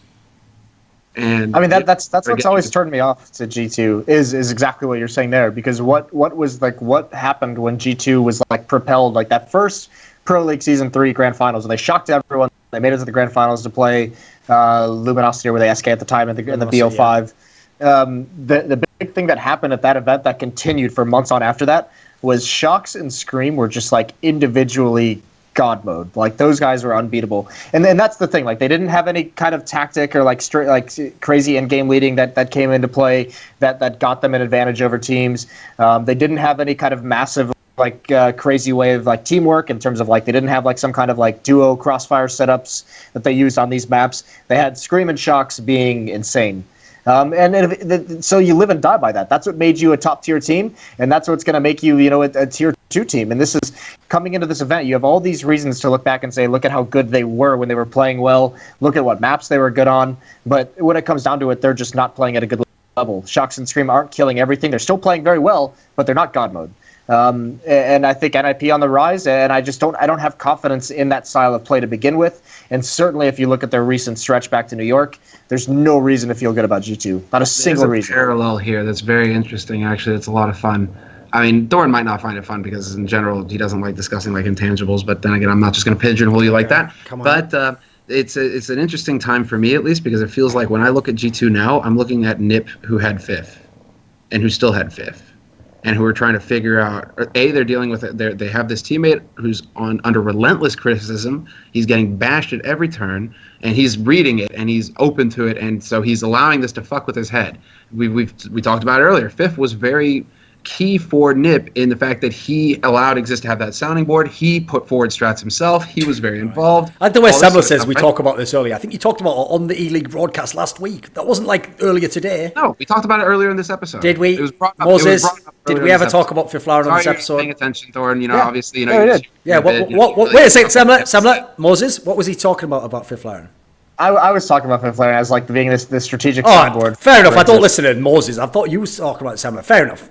Yeah, brilliant. Yeah. So some things Moses says go in one ear, and I'll wait till he stops talking. Allow me to make my point. Allow me to make my point. This going. is why I see the similarities Come right on, now. hit me. We saw Nip that were heavily deflated during that entire period of time. They had to try and like keep their teammate, keep him willing to play when he's just getting knocked at every turn. And right now, I think that G2, they're dealing with that as well, where they're having to deal with Smiths, who's getting just wrecked right now. He doesn't seem comfortable in the role. We saw him go to the rifle at ELEAGUE when he's supposed to be the key opper, but now he's rifling. And so it feels like he's trying to figure out what's going on for himself in the game. And it's got to be affecting him mentally like that. And it feels like I'm looking at Nip from 3 years ago with Fifth, you know, where the whole team is kind of like they're having to deal with this sort of situation together as a team, and it might be affecting things. Yeah, but here's the problem, Semmler. The only way that resolved itself is, again, they would have never cut Fifth Lauren. So Fifth Lauren had to himself do the Captain Oates, I am going for a walk, I may be sometime, and then just never come back, basically. Smiths doesn't look like he's going to do that, mate.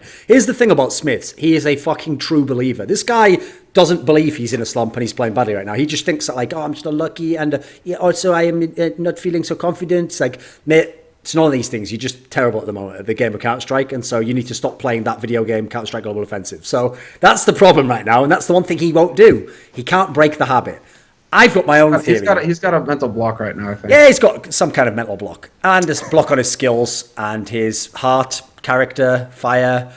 The only thing he doesn't have a block on is his ability to pass through the borders of Europe, sadly. So, here's my model. Are you ready for my theory now? Now I dropped the burn. Now, here's my theory, Semmler. Are you ready? Hit me. G2 is the European Cloud9. Because they've got these two players who have to carry the game. So we've got Scream and Shocks are the Stewie and Automatic of the team. Then they have this player who's like pretty stable in performance. It's not going to blow the roof off. That's like the RPK nothing type guy. And then they've got these two guys who, in general, are having their issues or just don't do much. Like, the thing with Body is, Body never does, like, terribly. He's just a bit invisible. He's one of those guys. I always pick for Body, and I think of him like I thought of that Space guy in Gambit. They're just invisible guys that don't really do anything, you know. They don't lose you the game. They definitely don't win you the game. Why is that not fair? I mean, look at his fucking stats, right? I'll look at it now. Are you ready to get embarrassed, mate? Let's have a look at Body's stats, I don't give a fuck about Body stats. Oh, explain why then. What role does he play? Because he's not invisible every game. I think this is another issue with G2. The other thing that you could have said for them during their good run is on top of God Mode, they also had RPK being incredibly consistent, incredibly reliable. They had Body having phenomenal impact. They don't have either of those things right now. I think that's Body's not going to have good stats, but he does make good plays in good moments. He does have impact. ESL New York, but he did not even average 0.5 kills per round. Okay. That is unbelievably low for a player at the tier 1 level. Yeah, obviously New York was a shit event for that whole team, but then Epicenter less than 0.6 FPR. Okay, go back to the events that they were doing good in. That was ages ago, mate. That's my point. Yeah, but look at Body stats during those events. He was all right.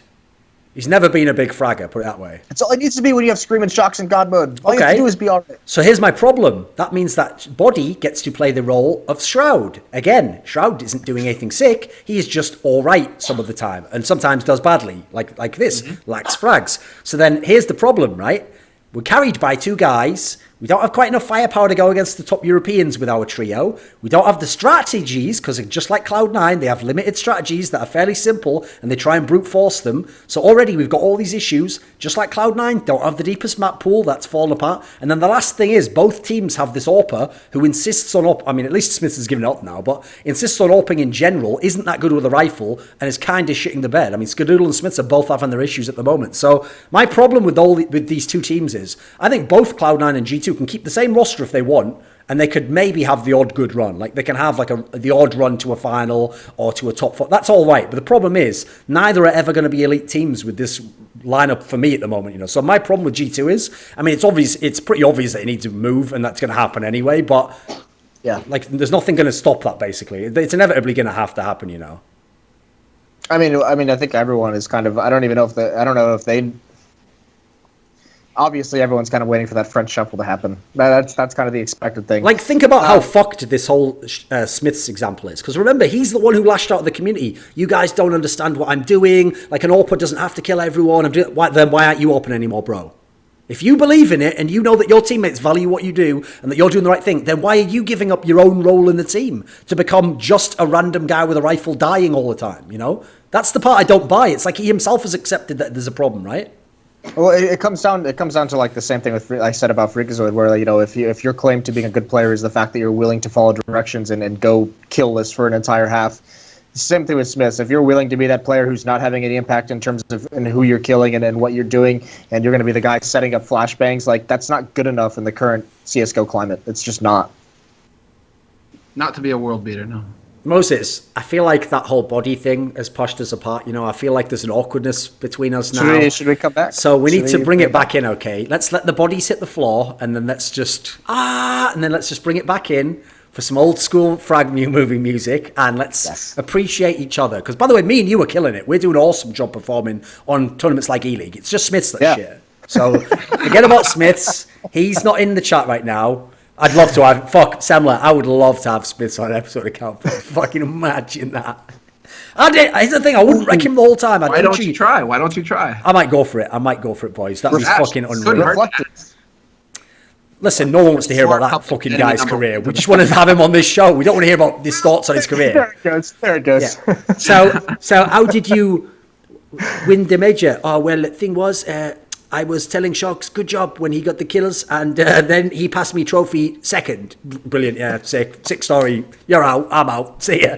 That'd be the first reflections ever, where I myself just hang up the Skype call during the thing and then just fucking press stop record like that. That's the end of that episode, guys. We only got 20 minutes, but, well, ironically, Smith's fucking 15 minutes of fame are up. No, this is the thing I don't get though, Summer. Think about, answer this. You know the French scene very well. So Smiths has played, he's one of the oldest CSGO pros, as in he's always been in a top 2 team in France for literally all of CSGO from the very beginning, 2012. So we're talking like 4 years now. Do you think there's a world in which he isn't on G2 or MVS? Like, he just gets pushed out entirely. Can that ever happen, do you think? Yeah, that's probably the now next. What have we got to do to make it happen? I'm not going to play your game, bro. I'm not going to give you the blueprint that'll allow you to assassinate Smith or something, like assassinate his career. I mean, you're already doing a pretty good job of it. I mean, he's doing a pretty good job in game himself, mate. I'm just laughing at it. Like, you know, like, it's not like I'm controlling him in game. No, I could definitely see a world in which he's put maybe not into a coaching role, but he's going to have to take a step back the way that Fifth did. But it's that, or he just sticks with it. He sticks through it. Is there a Twitch office in Paris, in France? That's a good question. I don't know. I think French partnerships are in London. So, to be fair, he would be pretty good working with Trance, who's from Romania, because I've always said Smith looks like a vampire. So Trance knows how to keep those people in line, get the burning pitchforks, and let's go up to the castle and let's evict this demon that is terrorizing the people of G2 Village, who are a good, hard-working people, including RPK, who's obviously like a fishmonger. To replace Smiths right now? Who would you bring in to replace Smiths? That's because that's what I'm racking my brain on. I already know Duncan's answer. You know where I'm going here, mate. Who do you think I'm going with here? No. But no, it can't come from Envy. Yes. Who do you think I'm going to say, Semmler, who is not in Envious? Or no, who is not in Envious? Existence. Of course I can, motherfucker. Let's get some tactics Shoxy going. Doesn't want to main op. Shoxy does not want to main op. He wants to stay on the rifle. So give Existence the AWP. Existence go back to the source days where Existence is the AWPer. Give Existence the sword and get the fuck out of his way. He's done, dude. Listen, mate. Oh, it's unreal. It's unreal. You don't think that's a good move? It's worth the shot, right? An interesting move for sure, but I don't know if roll the dice. That's the move for him to be back to the main op role. I think it was bullshit that Exist was left out of these 2 French lineups when the last shuffle occurred, because Existence actually stepped up individually at that point as well. Yeah. Towards the end of his tenure in the it's top literally the major. Which site did he do the interview for? The major. Recently? It's literally the major curse. Yep. That was it. I mean, here's the thing. It's so fucked up. We've transitioned back into like a strategic and tactical meta. Like, why do you not have like the best French tactician in a team? How is that possible? What do you mean? They've already got Happy and Envy. Oh shit. Oh damn, son, damn. He gonna do you like that? That Moses Ball motherfucker gonna do you like that? Oh shit, son. I didn't even say any of that. That was all you. That's fire. Yeah. High five. Okay, so and well done. So. Okay, come on, Semmler. Why are you holding back? You literally spent half your life talking about French teams. Why are you holding back? Give me some answers, bro. What could they do? You must talk to do it, though. That is the initial I know, that requirement. Is I can't just have an inner monologue. It's the way you can't get him to shut the fuck up on the broadcast. You just sat there thinking. It's unreal, isn't it? That's a horrible. Like I spend. That's actually from the outside perspective. I mean, Shoxy seems like he's happy with the in-game leader role. He hasn't taken a big hit in the stats. The only issue is that when he's forced to play the op, he's clearly not comfortable with the op. He can do it, and he has his flashy rounds with it, but it's not something where it's like you consistently want Shoxy to be on the op because he's decking everybody with the rifle right now. So that's fucking everything up. But he doesn't. I don't think that he wants to give up the in-game leader role either, and I don't think that the two teams who are at the top right now for the French scene have had their faith restored in existence, who's currently struggling with his roster to even qualify for anything right now. So, I mean, it's almost as if the answer is to just, you don't even have a Prodigy Op or anybody coming up in the lower scene right now either. So, it is that. It is just like, well, Envy, how much money do we have to pay you to get Kenny? Please. And then G2 become monsters.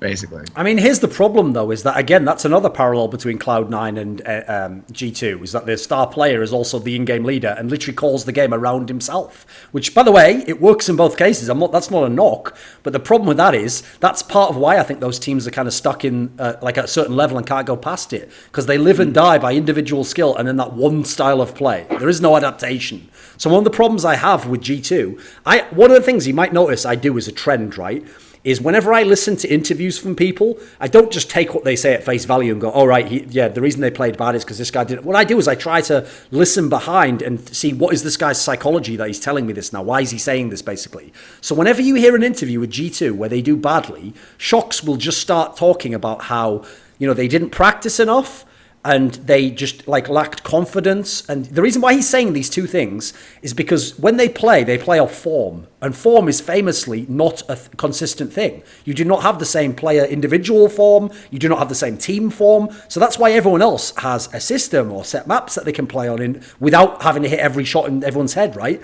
So the problem is when Shox tells me that they didn't practice enough and that they didn't feel confident, what he's basically saying is intangible reasons as to why your individual form in that game might not be that good. Now, he's never telling me, we really need to work on our cash, like on the T side. I think people have figured it. He's never saying any of the things that an actual tactician would say. So my problem with him is he's doing a bang-up job for himself. Like, if his aim was to make a team where he's the star player, gets to play how he wants to play, and they can be pretty good, he's doing a killer job. My problem is, I think you don't really tend to be able to do that and then be like a world champion. That's pretty hard to do. So if he figures it out, fair play. I'll tip my hat to him. I mean, obviously not that fruity hat that he was wearing, but I'll tip my hat to him. But I mean, that's my issue. I feel like he himself is part of the limitation of the team, because they're not willing to go strategy heavy, It's just the problem is the option isn't to go back. If it's not to go back to existence, neither of the top one teams will go back to existence because of the major record. Okay. So what's the solution? But that's the thing. I don't feel like there is one right now, unless somebody just comes out of the woodwork somewhere and shows something, some skill. Right. You know what I'm going to do, Semmler? I'm going to solve this whole problem, what you've just said. My solution and your solution.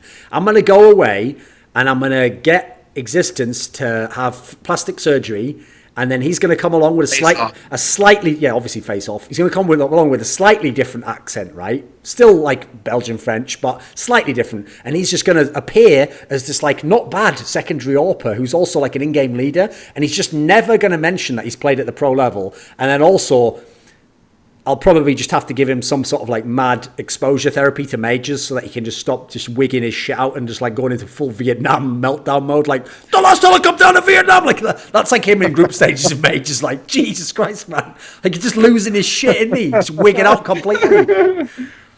So that's the solution. We just have to make them. Basically, we need them to recruit Existence without knowing its existence. and that will make you question your existence. That's the solution right there. That's the solution right there. I'll also get him to watch the movie Existenz by David Cronenberg, released in 1999, which is a fantastic sci-fi film, very underrated. I mean, imagine Existence back as well, with Nuke back in rotation as well, how good they were at Nuke. Sick. It would be sick. It would be, yeah. Because what's funny is I remember when G2 went on that run of EPL and ECS, one thing I always used to harp on, aside from the fact that like you can't really just rely on two people to shoot a bullet in everyone's head every round. That doesn't work. But even worse than that, you can't rely on this map pool. Like, I never bought the idea that they just had 5 maps they could play super well. Like, they're just stealing wins from people on train and fucking... dude, didn't they beat... I think they were the one person to beat Luminosity on train who like have lost like once with this lineup ever on LAN. So, yeah, when you're stealing train and cobble, when you're that team, and those are T-sided maps that are tactical and you have no tactics, fuck off. That's not going to last. You know, like, fair play that you got it. Well done. Congrats. But that can't be a long-term strategy, you know. Yeah, they seem. I mean, they seem like not only. I mean, like as I know, as you put it with like the Smiths thing, that like they just seem like a team who like is not aware, not willing to concede like their own deficiencies. And I mean, to be fair, there's a lot of teams like that as well. They're famous for it, but they just don't seem like a team that like is going to, have any kind of reflection and say we are actually bad at this. Like, if you're putting up 7 or 8 T rounds, yeah, it looks good when you look at the scoreboard, but how are you doing it? Are you doing it like is that the style that's going to be able to last? And they don't seem like they're interested at the moment in fixing their problems. And I mean, look at the other French team as well. What is that crazy story Duncan that Kenny gave during that interview about like the issues with Envy with like the knife stabbing? Like, what even is this? What kind of fucking traumatic episode? Did you see that, Semmler? High school. Yeah. Did you see that? Did you see some Kenny's metaphor that he gave? No, I didn't. He did an interview, right? And he says in it that they ask him, like, what are the problems that you're having in G2, Envious? And he just goes, I will give you like this analogy I like. There is a man and there is another man. The first man stabs the second man with a knife and a wound opens up and it does not heal properly. And then the first man stabs the man a second time and another wound is opening up and is not healing. Now he is leaking blood and there is no obvious one place to fix. This is kind of like our team. Like, the fuck is wrong with you? That's some fucking sick shit right there. Kenny, what the fuck is going on in your mind? So dark. It's so dark. Semmler, it's no wonder when he got that like waxing done. He was just like, is that it? That was all the pain? You do not know pain. I was born in it, molded like just like some mad shit where he's just like behind his eyes. He's just like he's dead. He's like one of those guys who's been in like Vietnam and he's just like choosing to stay for extra tours. And he's just like kill them all, man. Just like he's just completely lost his shit, hasn't he? He's off the reservation. That's Kenny S. But by the way, he's sick again. He's back, baby. He's back. Yeah, you did make a video not too long ago about that. It's a way we're not even talking about fucking Envious, and we've already gone back to our classic topics there. Yep. Anyway, you don't realise people. And Kenny. Me and Semmler could literally make a podcast that's a 2-man podcast where all we do is talk about how Kenny S and Shocks are doing, and then the odd discussion about existence. That would be like it could be like an hour a week. No, for you, that would be yeah. That would be like it wouldn't be the odd. It would be, existence would eventually be the final solution every time to come back and be like God tier. And we don't really use that term anymore, Semmler. But I mean, Semmler's bringing it back. He's bringing it back. He's reclaiming it. Guys, I have a. We have a God Emperor now, right? Oh, okay. Yeah. So the final solution's been on your mind, does it? So okay. Well, fair play. Guys, I have a final solution. Smiths is just like, no, I won't let them take me. No. Smiths, listen, I booked you a train ticket somewhere, mate. Fuck you know. No, I just went back to Bordeaux. Okay. Anyway, so let's bring it back, boys. So in ELEAGUE, we were talking about like the group there with NIP, G2, etc. This week of ELEAGUE is an interesting one. So I want to get your take on this because, yeah, you're doing this week, right, for commentary at Semmler?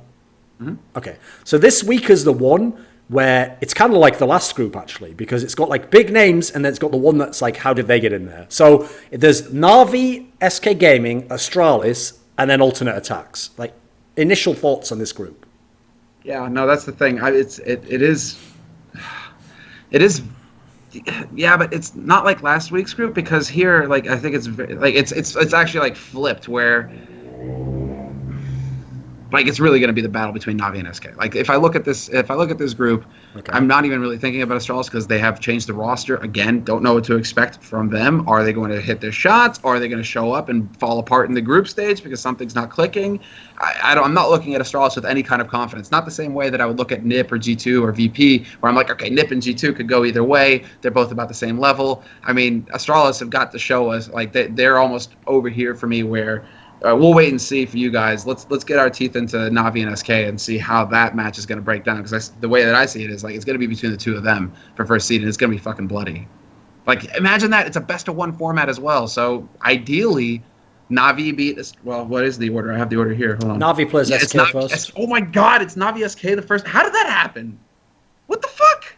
Because SK have never played in ELEAGUE before. Because they didn't qualify. Yeah. Oh, this is a disaster.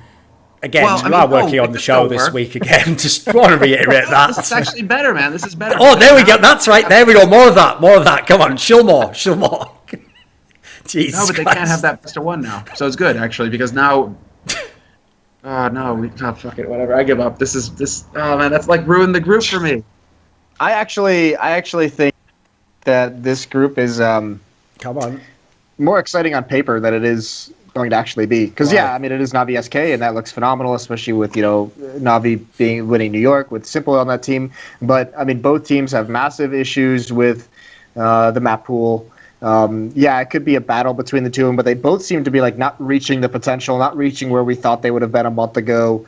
This just kind of seems like two teams like limping into it, and I don't think anyone expects any team other than these guys to get out first and second. Yeah. I don't think there's much of a chance. I mean, there's a chance for Astralis, but I mean they look beat up in their own right, much worse than these two teams. Glaive coming in, new in-game leader. What are we going to see out of them?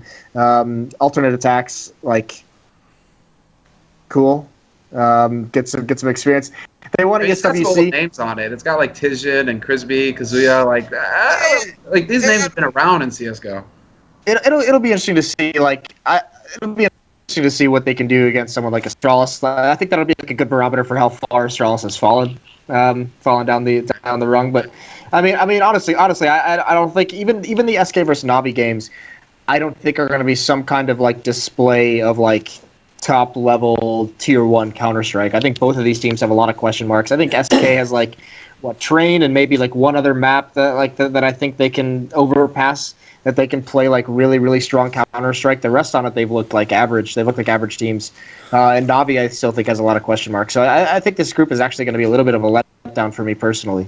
Because I actually think that opening match Navi SK, like basically, if you know the way the veto works for the best of 1, you veto down to 2 maps and then it randoms between them. Now, if you look at what they're playing at the moment, I think it's almost certain the 2 maps for Navi SK will be Train and Overpass, and it will just random between the 2. And interestingly enough, I mean, as much as SK are still on real on Train, Navi's probably one of the teams that could play with them on that. So I think that's a fun best of 1. Like, I think either can win that one. The big problem comes, this is the killer about this group stage. What I like about it is that all the lower bracket matches are the best of 3s.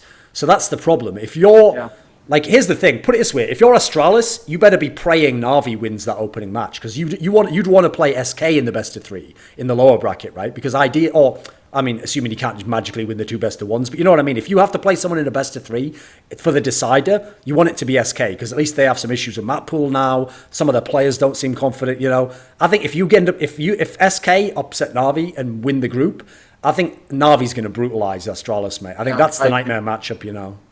So I think Navi actually wins this group personally, and I think SK probably still comes out second just because it's best of 3s, and you know they have the quality still. I still think they have it.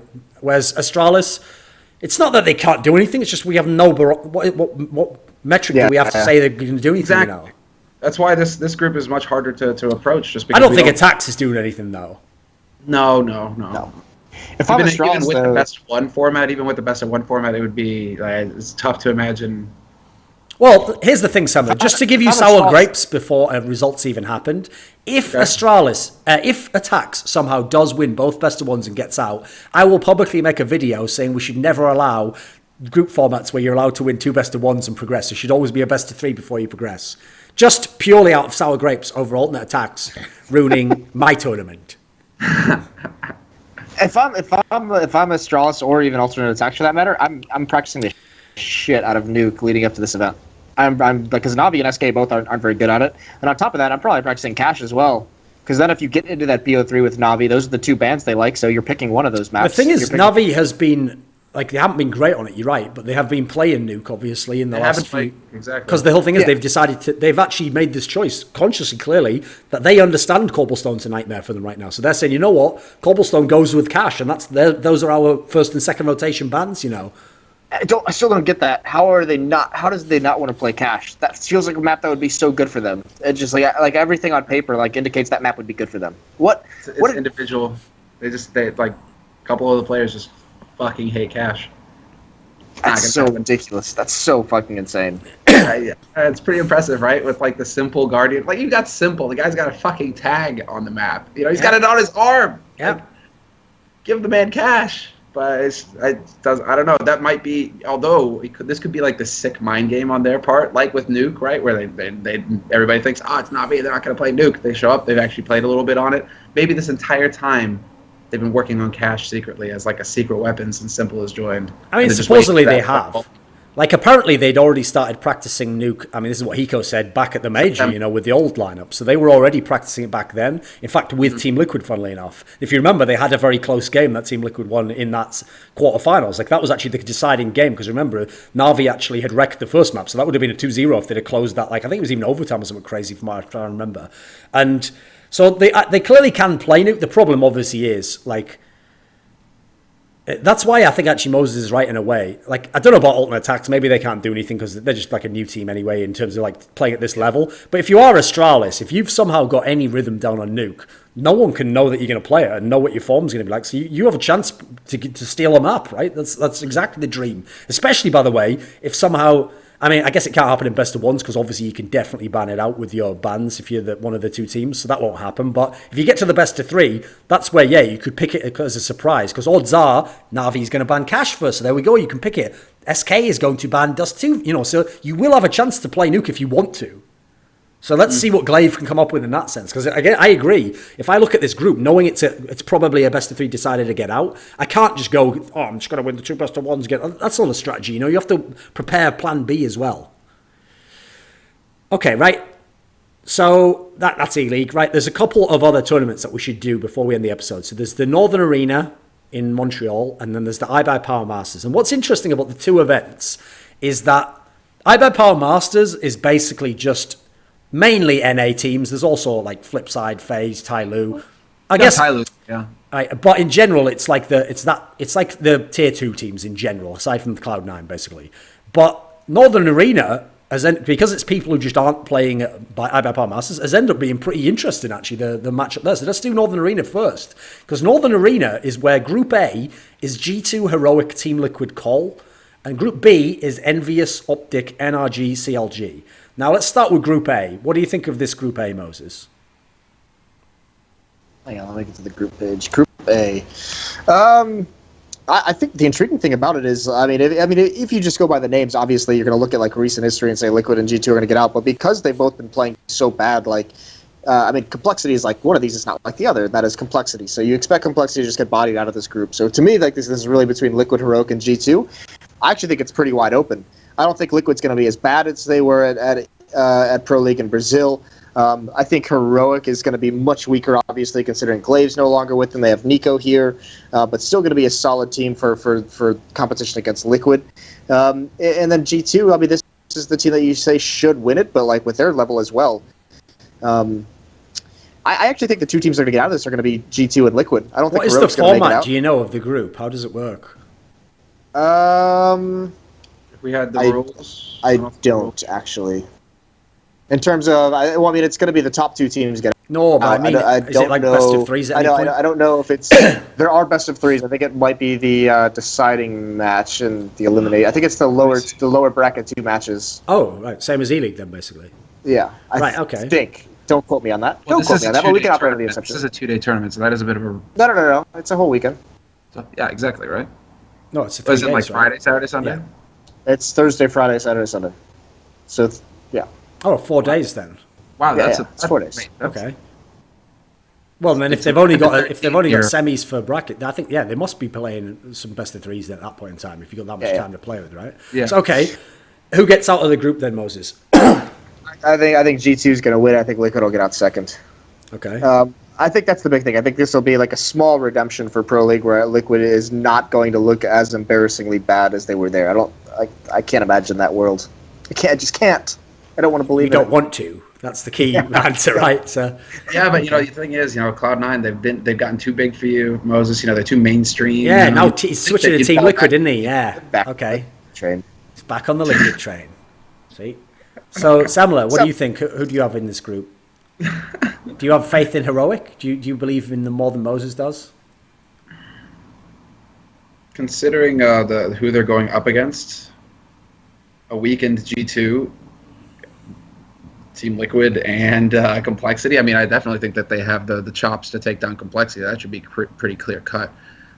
In a best of 3 versus Team Liquid, though, I mean, so you can see I'm already assuming that Team Liquid are going to be knocked out of the winner match by G2. I could actually see Liquid beating G2 in a BO1.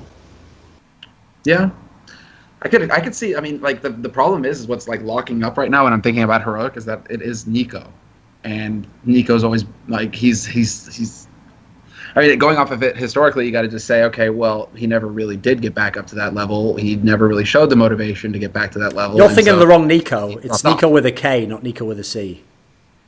It's not the guy who used to be on Western Wolves. It's a young guy called Nico. It's spelt the same as the Mouse Sports Nico. Oh my God! Yeah. You're right. See, okay, I shouldn't have told him, Moses, because when I clicked that, I should have let him really run with it, and go super. Should have let me run with it, because I was about to have all these fucking angles and everything on it, because obviously we saw Nico play too kind in your old age, Duncan. No, this is the guy who's essentially like a fresh face, Yeah, okay, then it's tough when you've got like Madi. I mean, Valda's on there. He's been like Madi Freeze. Fuck. Yeah, no, I don't see Heroic being able to do it, especially if they have somebody who's new, who doesn't have the experience, or traveling internationally. Nico's the player who used to be on that team called Tricked Esport. And I can tell you, having been to Copenhagen Games in that like gay red light district, I've been tricked a few times myself. Doesn't even mean anything. It's just a joke. It's just a joke, guys. It's just jokes, okay? It's just jokes. It's all a dream. Go back to sleep. Trump hasn't been elected yet. Go back to sleep. It's all just a nightmare. No, so are you revising that? Do you? Yeah, I'm revising. No, I'm going with Moses at that point. If Nico isn't actually on it. Okay. Yeah. I think that's like the only way that you can look at this tournament and not lose your fucking mind.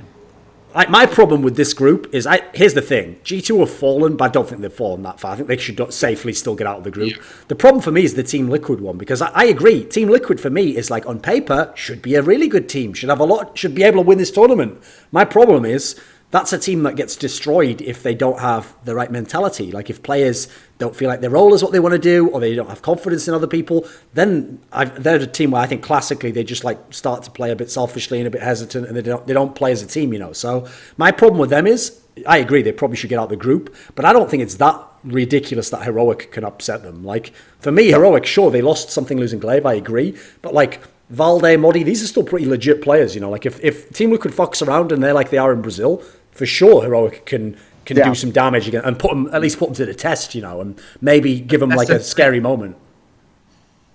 That's the issue. It's a best of 3 sort of scenario. No, but here's an issue, right? I mean, Team Liquid does not have much of a map pool, mate. So Team Liquid themselves are not that confident in a best of 3, I think. I mean, they don't have a whole lot of maps that they can play and feel like they're going to do well on, So I think both teams there, it's pretty interesting. I agree, though, Liquid probably should still get out, right? The other group is the one where, right, this, on paper, you feel like this is all right, but then the actual teams look like ass, because it's Envious, Optic, okay, they've done stuff, NRG and CLG. Fucking hell. Okay. What happens if we put Echo Fox and Alternate Attacks in a group? Oh no, I have made Super AIDS. What the fuck is this? Like, that's how you get ants. That's the answer. Fucking hell, what are you doing? Stop. I think this group is oversaturated because no one wants to see those fucking games. Right, what do you think, Moses? Are you coming in hot on this one? Who's going to win this group? God bless, and I'm going to take Optic to get out of this group. Over Envious? Envy's going to get out as well. I think those are the 2 teams that move on. Okay. To top the group, I'll still take Envy. Yeah, I'll take Envy to get first place in the group. Just because, I mean, that's the big thing. I mean, this is where we made the joke last week, right? Between Energy and Optic, when I said that Energy doesn't like play, their play style like just doesn't win them games. Like they just don't do anything to actually win. Optic as well against like non-NA opponents are very similar. They kind of seem like timid to like make a move early on in the rounds to give themselves an advantage. So I still don't think they figured out that European opposition. So, I mean, I still think for me, I mentioned this after Brazil. I think they're the second best team in North America just because of the way they're playing, because of how bad Liquid's been. I think you almost have to put them at second best, and they're going to be very confident against North American teams. So I think Energy, CLG are going to be in for some trouble there, although they are regional matchups, but I still think Optic should be able to handle it. So for me, Envy gets out of this group pretty handily, pretty easily, and Optic's going to make it out soon after. I guess to me the eyes are going to be on CLG in this group, just to, not because I think they'll get out, but just to like see where this team's at, because they do have like the two young guys. They have Ethan, they have Sabrosa,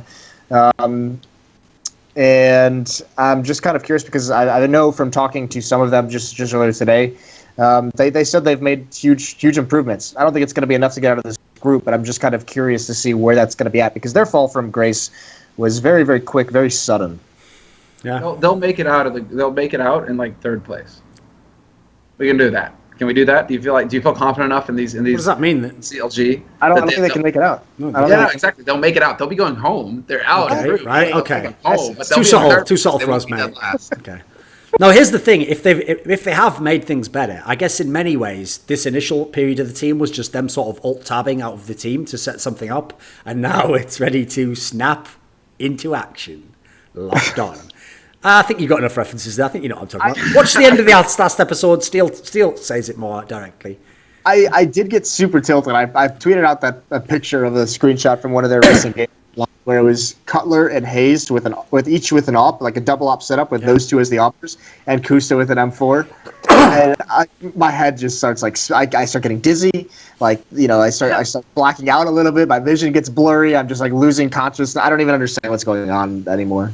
Cutler, now there's a name I haven't heard in a long time. Anti, no. Here's my problem with this group, right, is that I think Envy is clear to get out, like especially if there's best of threes as deciders. Like, they're getting out of this group, man. That's not a problem.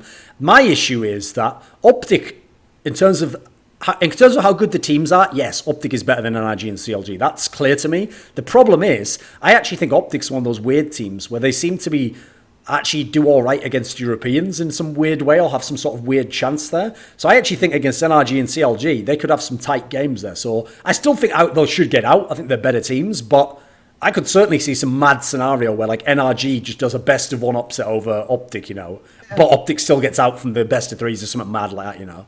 It is the regional matchups as well. Those always throw those can always be just because they play them so frequently. Okay, here's the question. Who wins the event, Semmler? Envy. Why? Because they're going to go up against G2, and Envy have got Kenny and everybody else firing pretty well right now. I don't think the G2 are going to be able to go toe-to-toe with them. So I'd put Envy to take the whole thing. That would be a juicy final. Like, you know, in the final. That's in the final way that we are going to get like a real sick match out of this final, as in like. So, Semmler, you remember Star Series? Envy played G2, right? Kenny S and Shox were both going off. At the end of the game, it's going to be like that in this final, right? They're going to walk over, they do the handshake, and when Kenny S gets to Shox, Kenny's just going to, like, instead of just shaking his hand, he goes to shake his hand, and when he gets his hand, he just holds it, and he does that thing where you pull them in, and he just whispers in his ear, "It does not have to be like this, mon ami." It's like, that's all he says. And then Shox is like... more like Heat, basically, you know, where they're going to go down to a coffee shop afterwards and just sit across from each other.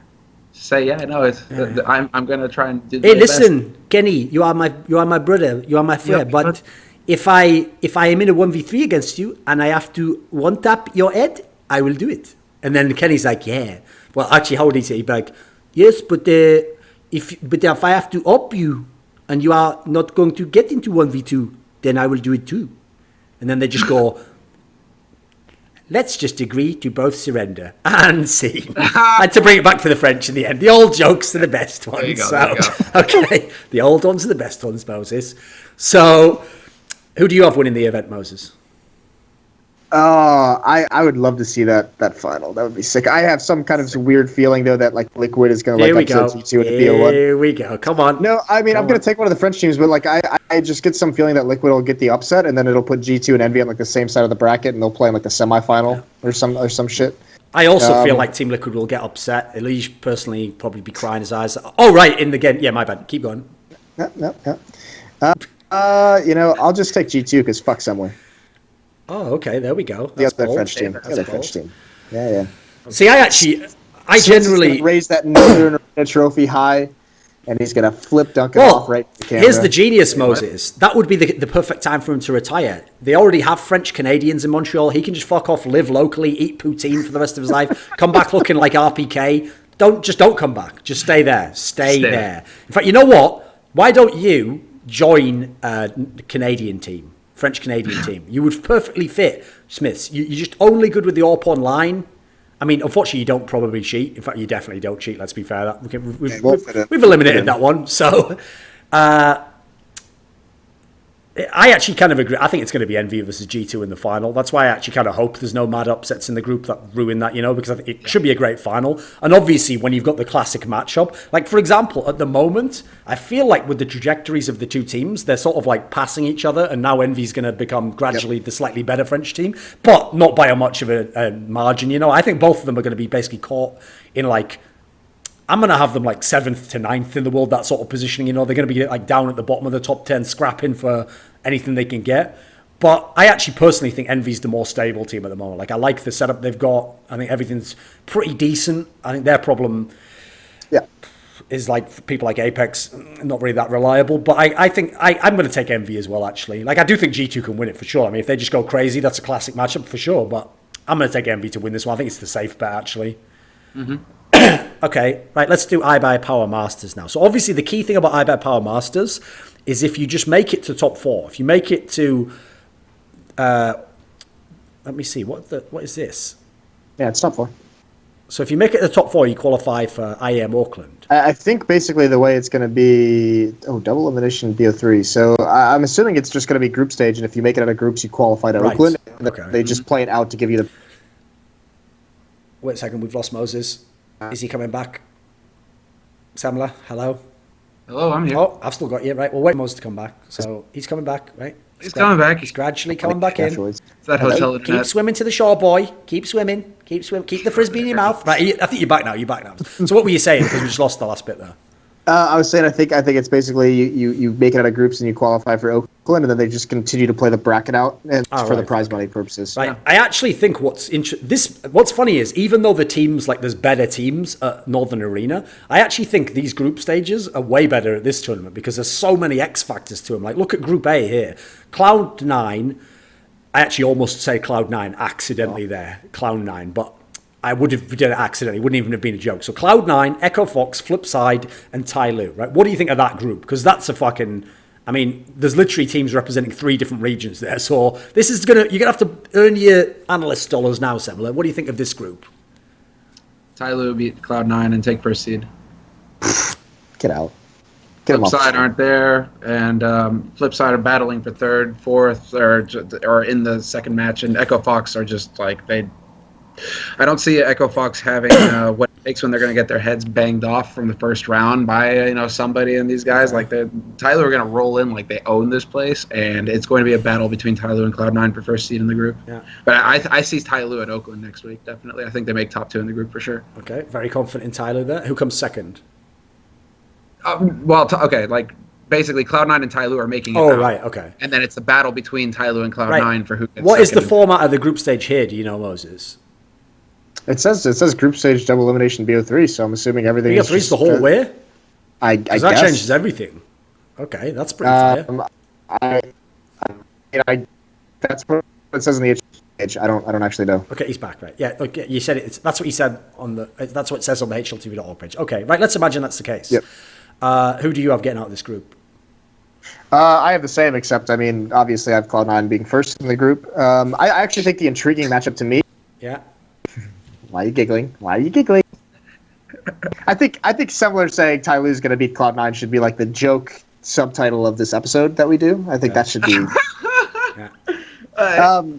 No, but the intriguing matchup to me in this is going to be Tyloo versus Flipside.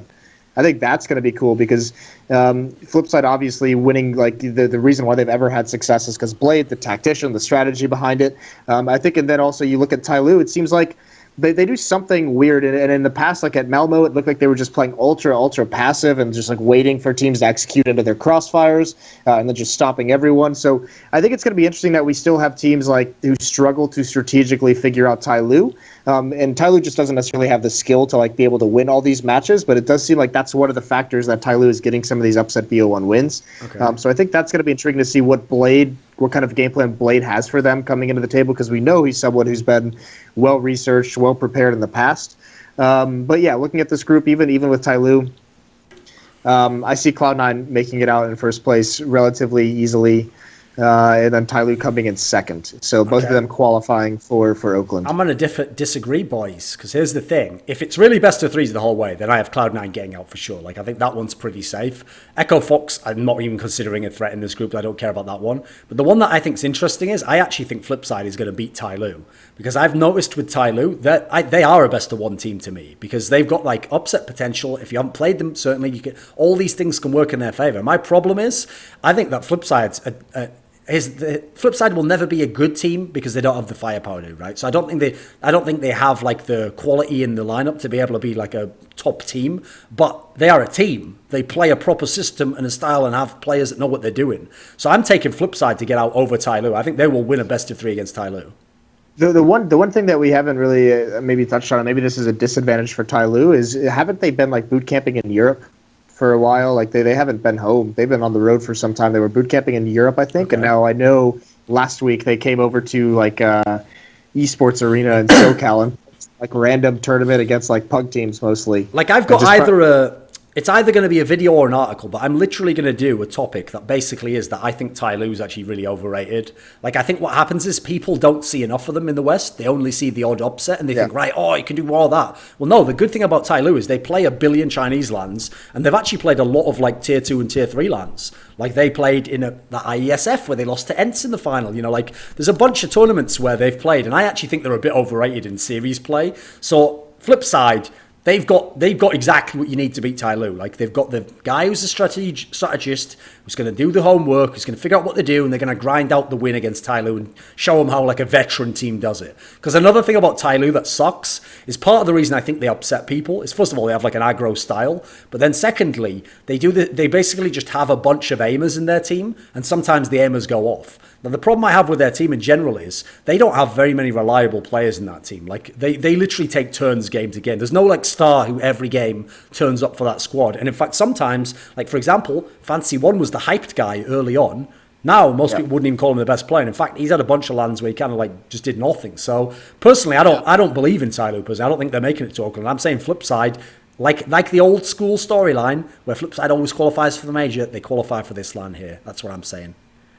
I think it all depends on Electronic and his form. I think for me on flip side, like that's going to be the main difference maker. Because he's the latest addition to the roster. He's going to be attending the event, and we'll have to see if Electronic sports that form that can get them out of the group into the IEM Oakland. Wait, what? It was a joke about esports, man. Keep going. It's just, I mean, I'm looking at Electronic's performance right now, like stats wise, etc., and like they just don't have he doesn't really have experience against top tier teams. And when he did, well, top tier, I guess, like end of October was Mouse Sports, was like if you go back that far, they played against Fnatic as well, got their heads absolutely caved in. And that's going to be the difference maker. I don't know. Maybe they go into it against Flipside. I mean, I don't think that Tyloo are going to have much to go off of when it comes to prep. So Flipside have that going their way, where Tyloo are going to be wondering, okay, like what can we expect from this roster? Because there really isn't a whole lot of information to go off of apart from the old Flipside without Electronic. Whereas it's still the same Tyloo, right? So Flipside have that edge. Wasn't a World Edit the one Duncan who went off on Echo Fox with all those like world records? Oh, by the way, that's funny that they're in the same group as well. Let's have a look. Yeah. No, World. Yeah. I'd love it if World Edit just does it again, and then Echo Fox, like they should literally just announce the disbanding of the lineup, even if it's just game one. If he does that again, like just it's over. Yeah. Listen, we know we don't want to draw this out any further than we have to, guys. Like, we're going to concede this election to Trump. Whoa, what did I say there? I meant the game to Echo Fox. Yeah, unreal, isn't it? That's also how you know Echo Fox. There isn't anybody that Echo Fox should be afraid of in this group at the same time. You're right? fucking it's like a totally different situation. They should be afraid of their own lives, that they have to continue living this shit. Every day's a nightmare. It's like they go up against Cloud9, regional matchup. Sean should definitely have an idea of what to do versus Cloud9. Yeah, get their heads banged in. Feeling somewhat good about it. Flip side, no real idea what to expect there. But then again, Flip side are not a tier 1 European team, so Echo Fox should be going into that match thinking we got a shot. And then Tyloo, same sort of thing. Definitely not tier 1. So this. Yeah, but I think if you're Echo Fox this weekend, if you're Echo Fox, I think Tyloo's the one you're scared of. Like, here's the thing. Look at the teams they've got here, right? Cloud9 have everything to beat you. So there you go. You've done that. They've got the players for start off. Flip side have the tactics to beat you. And then Tyloo are just literally to you a complete void, an unknown. You know, you don't know anything about them. I mean, you can watch the demos, but they're a team also. Here's another factor I think about them. Because they play that weird aggressive style where on certain sites on some of the maps, it feels like they don't even play the same meta that everyone else does. As a result, I think they're a team where it doesn't matter if you watch the demo. You have to play against that to kind of feel what it's like in the server, you know, to figure out why that's even working. Because otherwise you might watch online and go, that's just shit, you know, we'll just do this. Well, if you've never played against that, you don't know if that'll work, you know. You have to try it out on the fly. Okay, what about the other group? Moses, this is the group where I have to say, unfortunately, because of recent results, the names are really underwhelming here. Because you got Team Solo Mid, but obviously Automatic isn't in the team, so it's not the Team Solo Mid that finished top 4 at ECS. You got Renegades, okay. I mean, people felt hyped about them recently, but obviously they didn't get into ELEAGUE. You got Immortals, who should have been, you know, a super sick team at this tournament, but we've talked about their problems, you know, they're going to have a new player. And then FaZe, I mean, probably one of the few teams in this group that feel like they're on the up, right? So what do you think? What do you make of this group? I mean, we touched on Immortals earlier in the show, so I'll kind of stay away from them for the moment. But I mean, for me, like TSM, like I got to feel bad for these TSM guys to a certain degree because they feel like the team in North America who never really got a chance. Like after that top 4 finish, they didn't get anything. Like they didn't win the fan vote to get into pro leagues. They haven't been playing at the professional level.